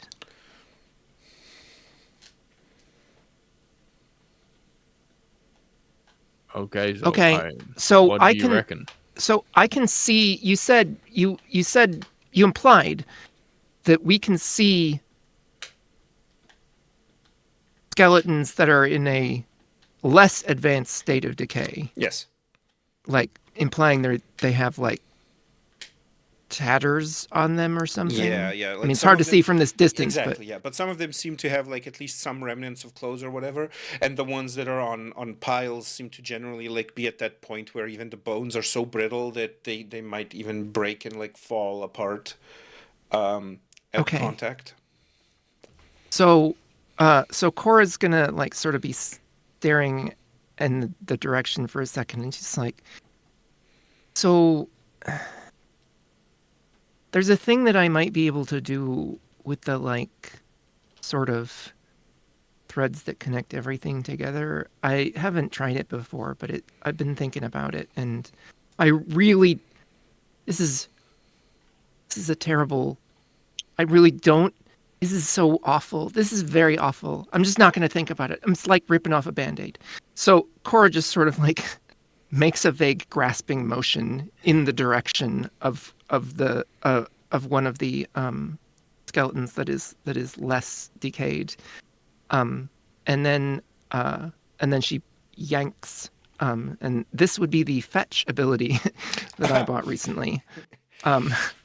Choose one object that can fit inside a 5-foot cube and that you can see within long range. The object vanishes and appears in your hands or in an open space anywhere you choose within immediate range. That's not her hands. It's in front of her. She doesn't want to touch it. And which one? One of the ones you said of less of a decayed state. Yes. Okay. Yeah.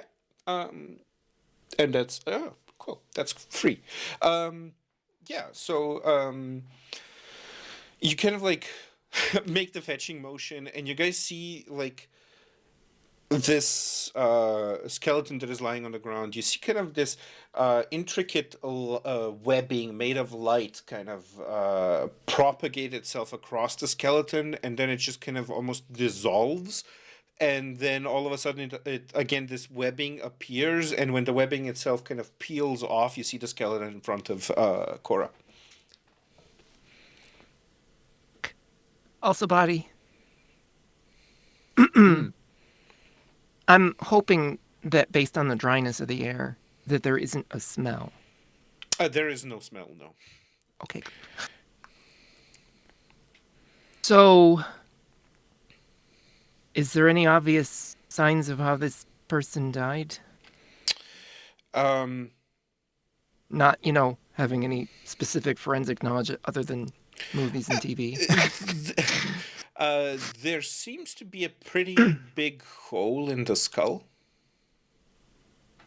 Kind of like diagonally up front and through the back. Like a solid, probably like Sure. 2-inch diameter hole. The edges of it seem to be like melted or cauterized or like somehow like heat edited. Okay. So like it was a really hot thing, or it was like a laser or something like that.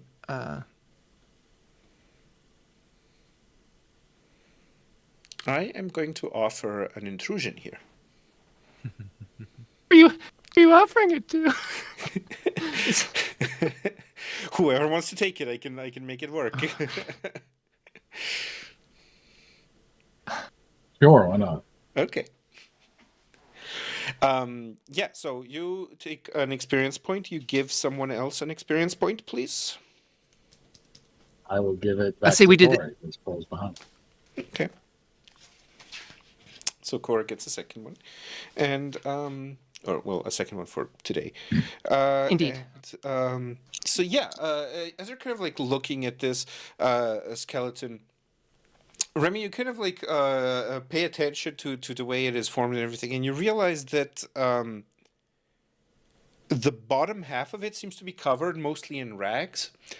And you kind of almost like instinctively, without even thinking, kind of try to move the rags out of the way to see kind of like beyond, so that maybe maybe its legs had been broken or whatever. And you realize that these legs, it doesn't have legs. It seems to have just a very long, protracted, and kind of coiled up spinal cord. Oh, that's unsettling. And do you say that?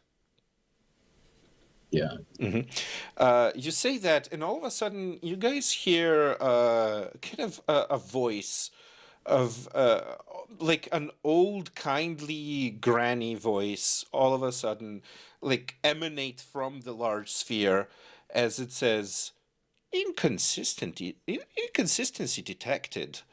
Oh dear.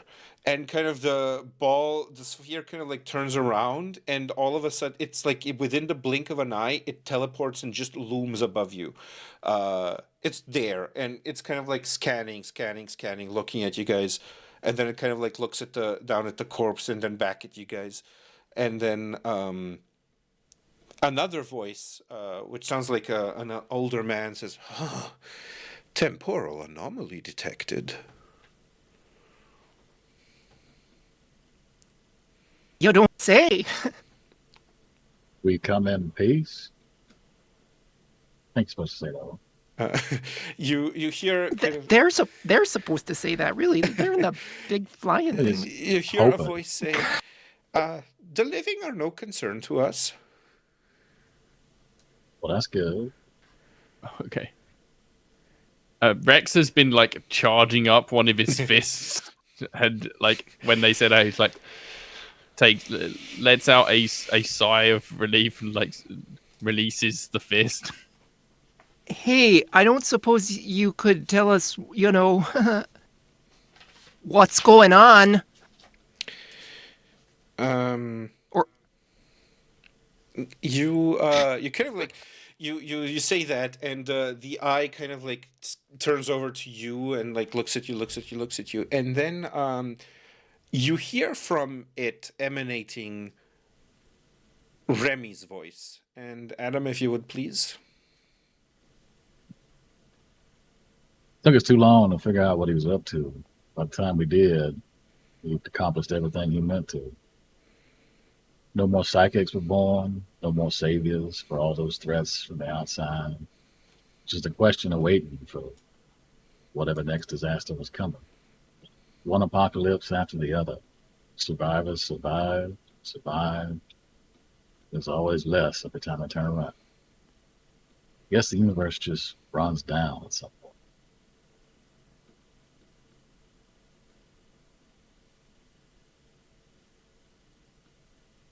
Oh, Did that sound like okay. older Remy, or not particularly distinguishable from his current voice? I mean, yeah, you could say like there was a different kind of timbre to the voice, and there was definitely a sort of I mean, it exhaustion was to super it. depressing, so Yeah, you know. it was definitely like it didn't sound like the Remy that you like know, but it definitely was Remy's voice. It was his inflection, and it just seemed to like broadcast from the sphere.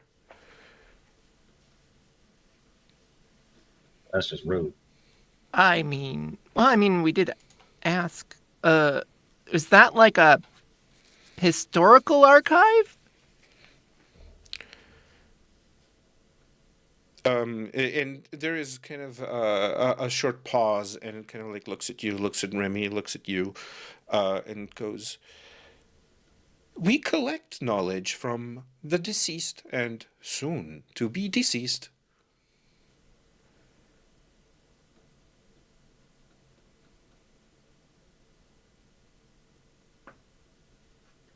Okay.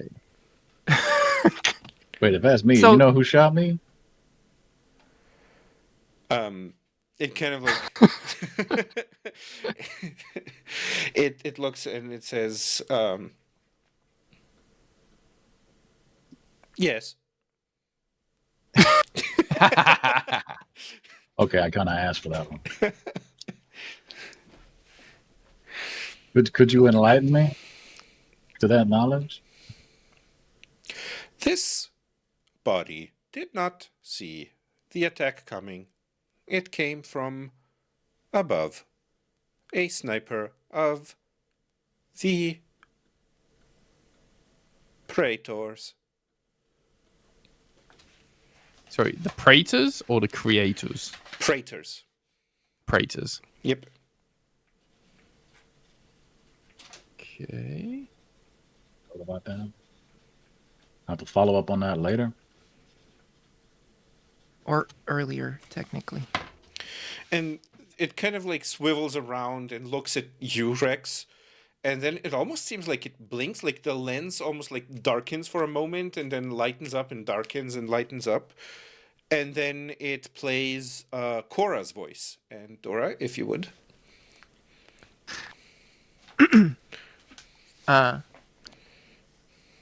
Jesse saw it. Like, he talked about it. He wrote about it. He said he saw Rex, like, you know, wading through that future, and there's a lot of asterisks that Gold thought that he knew about, but he didn't, and asterisks that he could not see, but he didn't know he had, like, limits. And like, the psychics, they're necessary. They make the future happen a certain way, right? Because they generate future energy.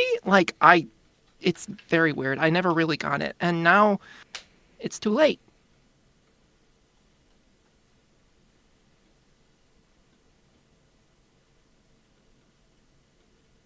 I need to work on my exposition skills.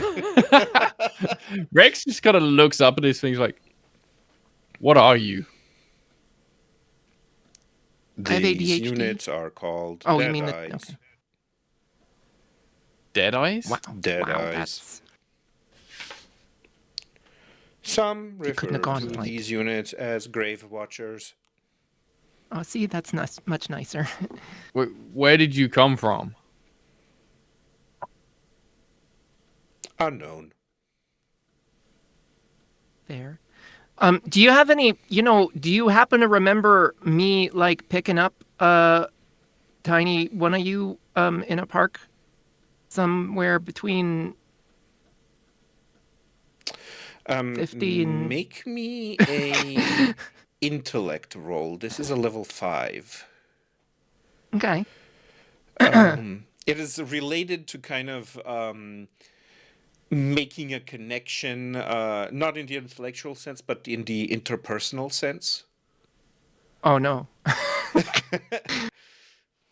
Because I have one of my, because I have an impairment for pleasant social interaction, if that's if that's relevant. I'm going to say this is not going to apply because Okay. it's a very non-standard social Doesn't interaction. seem Social pleasant. skills are The limited. baseline is not pleasant. Yeah, So exactly. okay. So yeah, I'm gonna I'll effort this one down also.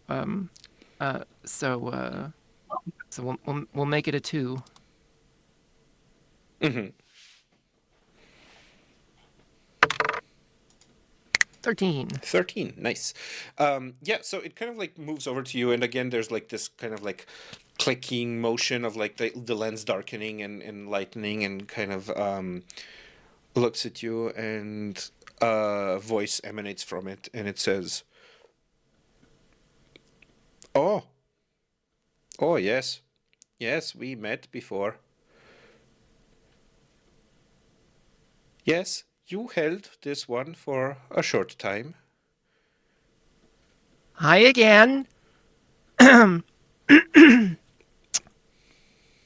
So, do you happen to know what happened then?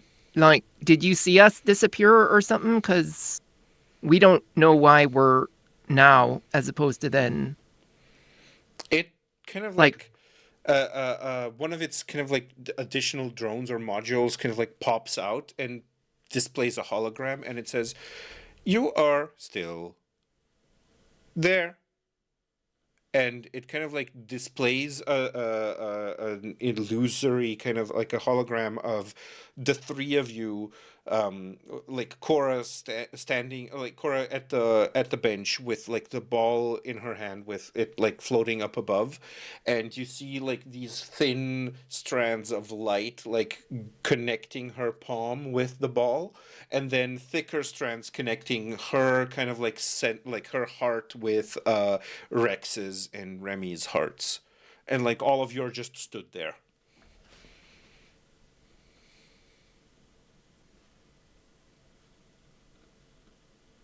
So we did fall asleep again.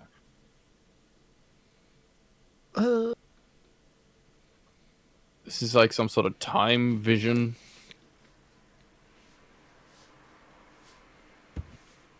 Like,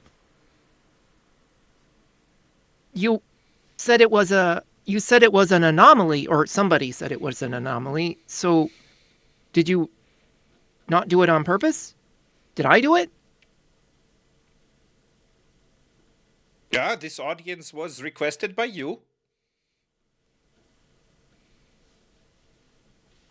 Like, retroactively? Because that's, like, I mean, thank you, I guess, but wow. Kind of proactively unknown.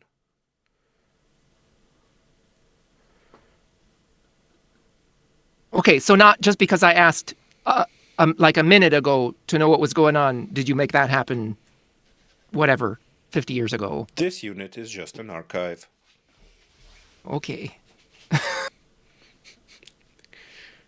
Other than us three here now, is there anyone left alive on this planet? The death of the King of Hell is not expected. Is that me? The lens just kind of like darkens and lightens. That's an interesting conclusion to jump to so rapidly. That seemed a bit, I mean, what? Cora, your voice said that you saw that Jesse saw Rex. Me. Uh-huh. Wading through. Everyone else appears to be dead. Am I dead in this world? Oh, see, I just thought she meant, like, you now. The death of the King of Hell is not expected. I think it means me. At least you didn't get shot.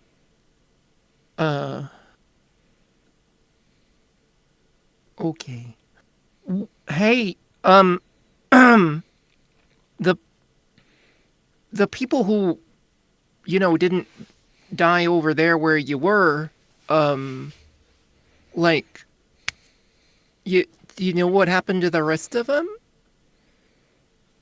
It kind of like all of these tiny drones kind of like start emerging from the sphere, and they kind of like disperse, and then some of them kind of like start shining down a spotlight on like maybe 15 different bodies that are like thrown around, and they say, and then there's a voice that says, invasion of praetors, and then those spotlights kind of like turn off, and then more spotlights turn on for like 10 other bodies, and it says a gust of the steel wind, and then they kind of like turn off, and then all of the rest of them kind of like point to this big pile of bodies, and a voice kind of like again turns on and says, apocalyptic event 37.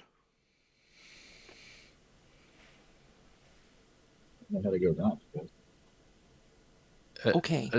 As in, there were 37 apocalyptic events, or this was number 37 from a selection of such events? Was it like a menu? I understand what you're asking yeah. now. The sphere kind of like turns around to you, and you hear in a voice saying, this archive only knows information given by the bodies of the deceased. So it was sequential. Likely, like that- the that idea sounded- of the thing being apocalyptic event number 37 is definitely an information that this sphere has gathered from one of the dead people. So, And like, from what Remy's voice said, it tracks. yeah, Also Jesse's book. That yeah, and that would explain why there aren't a bunch of bodies everywhere, because it was a gradual thing, right? Stuff just kept happening, and people would die, and people would deal with the bodies like you do when people die, and there were just less and less people as time went on. Right. Yeah. Very, very terrible. Yeah, I don't suppose. Wow, no, that'd be super awkward. Maybe it'd be awkward. It'd probably be awkward. But I mean, we could. If you think that this is very metaphorical, okay, and that because you're like a rock person, that you like live underground, like near the core where it's hot or something, and that's why you think that you could be the king of hell, or is there some other reason you think that you should talk him out? And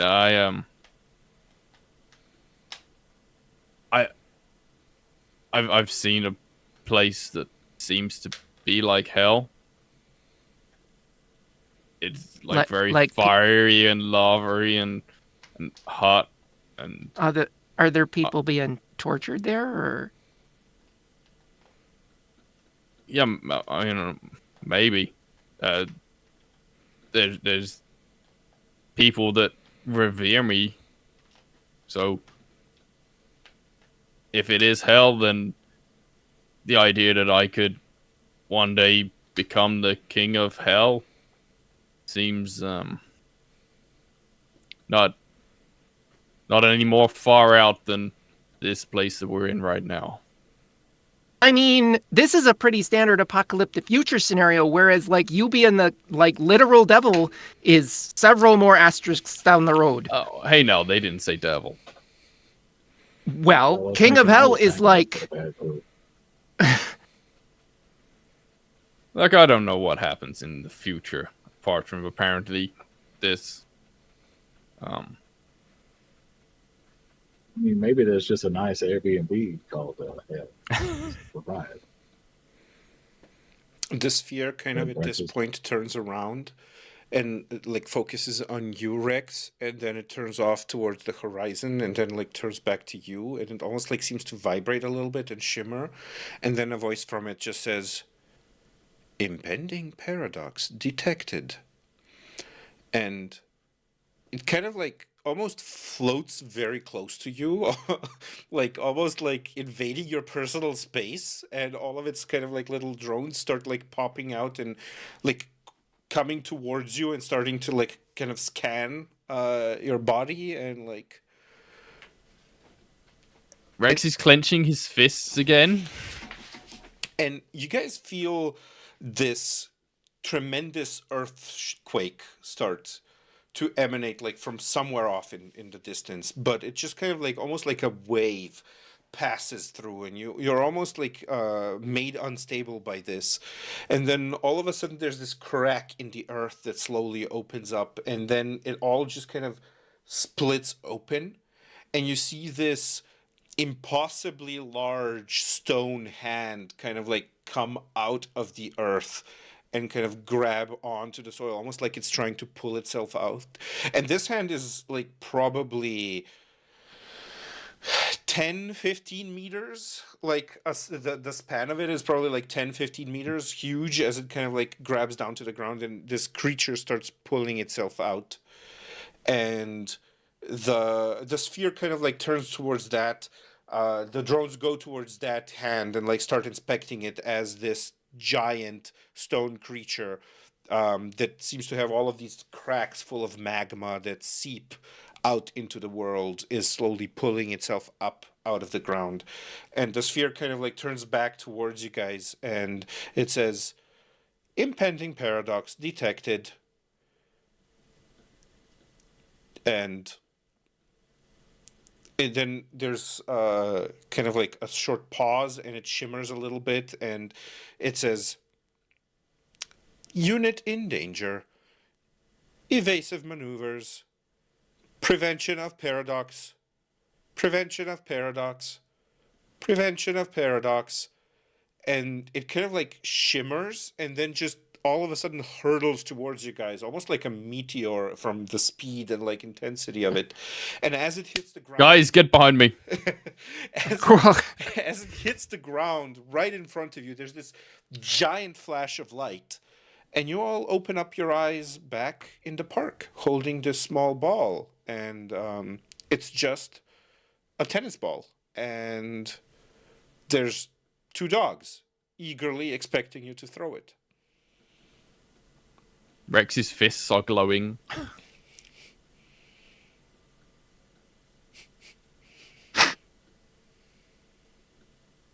I don't know what just happened.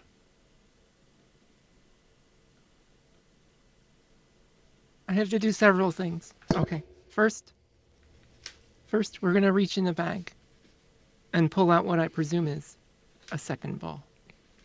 Yep. Because I'm aiming it at the dogs. Mm-hmm. And then I'll just throw them. Go! Yep.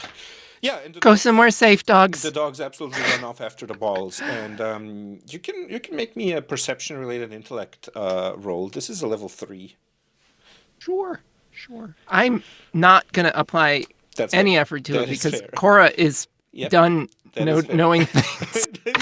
But it does not matter because she got a 9 anyway, so She got a 9 what do I anyway. know? You realize that even though the dogs kind of like storm off and they're after the balls and they start playing with the balls and everything, that figure that was throwing the ball is no longer to be seen. Whose dogs are these? That's irresponsible.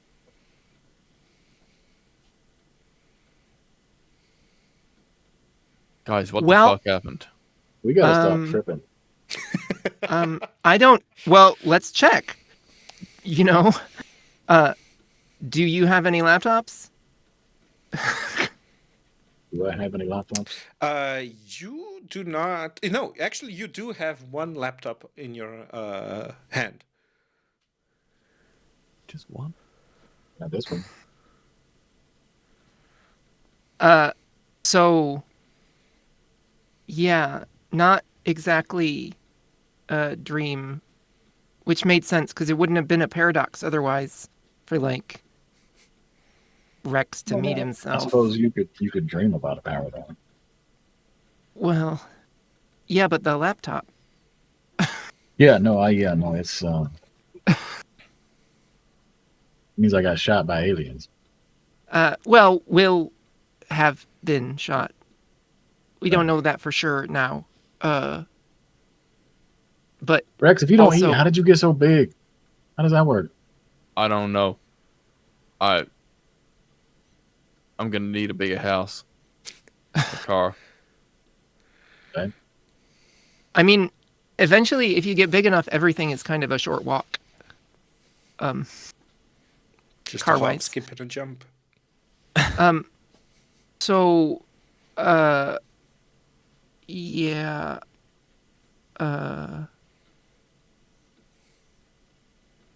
I don't really want to be the only one to survive an apocalypse. No, that seems very lonely and bad. And also, the apocalypse in general, we should probably avoid. Oh, and when I say All I mean 37 of them. Yeah. the meta apocalypse, I think. I'm not even going to address the 37 right now, because that's just a lot to process. I think this whole thing is a lot to process. Does my phone have, videos of Jesse's book? Oh yeah, absolutely. Yep. Okay. Yeah, that's gonna break his brain. Okay. Nope. Puppies. Where the fuck did that? And then there are 10 puppies. Yep. 10 puppies. That 10 puppies is my current max. I will duly spend the pool. Does anything else seem weird around us? Everything just seems back to completely normal. Yeah, everything is perfectly normal. There's ducks eating breadcrumbs. There's a duck going to town on a sock. Forgot about this. I want to try and find the owner of these dogs. Like, is there no one around that seems to be like claiming these dogs or taking supervision over these dogs? I mean, you kind of like look around searching for an owner for the dogs and everything, and you realize that the dogs have kind of like gone off somewhere. Like, you don't see them anymore. They've just kind of like wandered off. Corey, you should have put trackers on those balls. If that's a thing I can do, I don't know about it. She says, holding up a each one puppy of as you like can a make shield. me an intellect roll, and this has to do with either perception or recognition or memory. Sure. Okay. What's the difficulty? Sorry. This is going to be a difficulty 5 task. Golly, hard.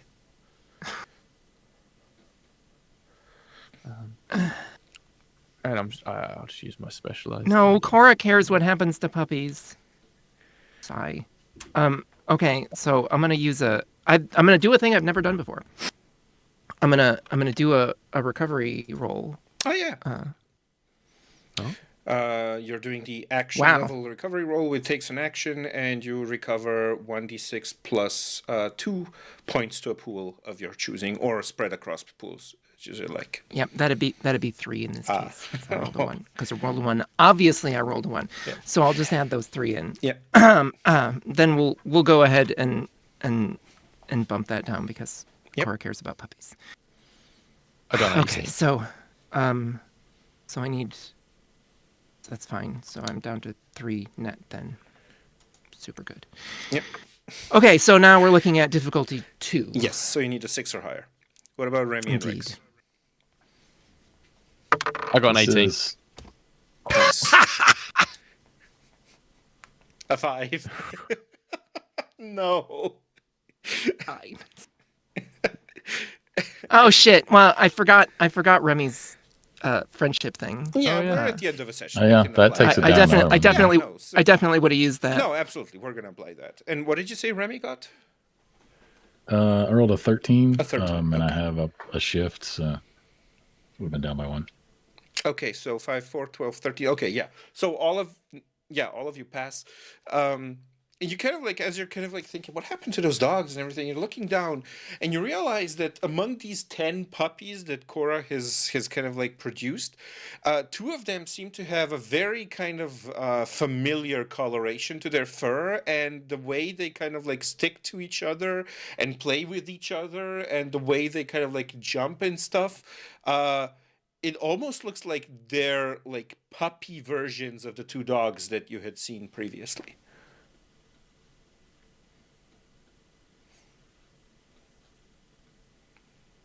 And I think that's a good spot for us to end the session here.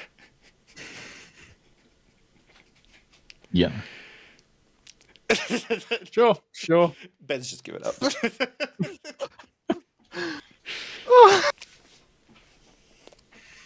It's hard to break Okay. me with time travel, but you did it. Good job. Oh.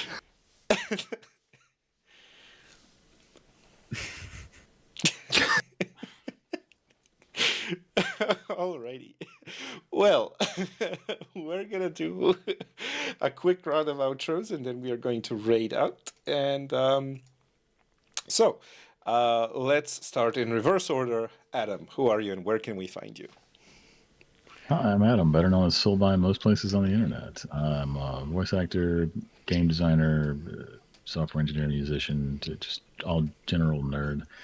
You can find all of my things and links and places and doodads at soulbound.card.co. So check it out and see if there's anything you like. Awesome. Ben, who are you? Where can we find you?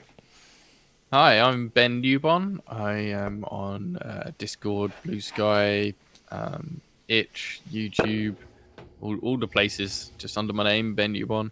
I make rules light TTRPGs, and I also run the Cybertopia AP podcast, which features D. His group is currently headed down dark alleys into weird under sections of the world, and it's lots of fun. Very good episode coming out. Next episode is on Tuesday, so catch that every other Tuesday. I also just got the first print of my new version of Overgrown. So Nice. if you like your weird animal hybrids, they're blurry in this, but those Camel boxes Hawk. back there are full of books with weird animal hybrids in. So yeah, they'll be going on sale in various places soon. Awesome. Dora. Sorry, I'm just stuck on Camel Hawk for a second. It's D's go-to hybrid. He just doesn't give up. No, on it. it's very compelling. It's very compelling. Would not have occurred to me. It has a hump and two hooves and flies. Sure. Anyway, I'm Pandora Beatrix, and I've been playing an increasingly mentally askew Coraline Templeton. I can be found on socials at PandoraBeatrix.com on the Blue Sky. You can hear me in the Modus Files, a Fallout 76 podcast. Just did the finale for its third season, which wrapped up the first overarching story of the whole series. So now would be a great time to get into it and be catched up. It's like 92 hours of content, so just knock it out in a weekend, right? That's how time works. Also, sometime in October, I believe, Store 236 is going to start, which is a podcast about a bunch of people in a basically dollar store who have to deal with customers, and that's really sufficient, but also there's some weird stuff going on. It's super funny, and you'll enjoy it. I Awesome. think that's all I have to talk about at the moment, but I'll let you know. Nice. And last and most certainly least, I have Indie or Night Wonder. That's Wonder with an O. You can find me here on Twitch, streaming under my own account on various days of the week. I stream 2 evenings and 1 Sunday morning CET time. Currently, it's Neverwinter Nights Enhanced Edition, Horrors of the Underdark. That's a lot of words. Disco Elysium and Dragon Age the Veilguard. You can also find me here, either DMing the Cypher System Gilded Age or playing in the Call of Cthulhu game. You can find me on Ben's Cybertopia podcast. You can find me on John or Jesse Turday's Players Bacon Flavored Pod. Playing in the Mecha vs. Kaiju and soon also Final Fantasy Evilist Rogues based Beacon game. I'm sure there's other stuff that's going to happen. I have a link tree. You can see all of the stuff that I do. I have a free to download SRD called 123D6 that is intended to be just for very quick, immediate entry into a role playing evening when you don't have when you just need like a single one shot and don't want to overbear it with rules and stuff. I think that is pretty much everything. I'm just all over the place doing all sorts of stuff. You can see me, you can find me. Think that is going to be it. We are going to raid out into Ilona Oakenshield, who is currently playing D&D with their friends. So let me not be a Luddite and do the thing. Go to the stream manager. Oh yes, I remember how to do this. I am so smart. And we are going to raid Ilona Oakenshield. There we go. We're going to start that raid. Thank you all for being here.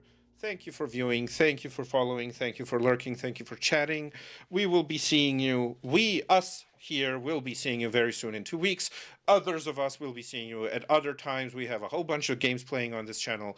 Until then, take care of yourselves. Be kind to yourselves and to others. And we will be seeing you. Bye-bye.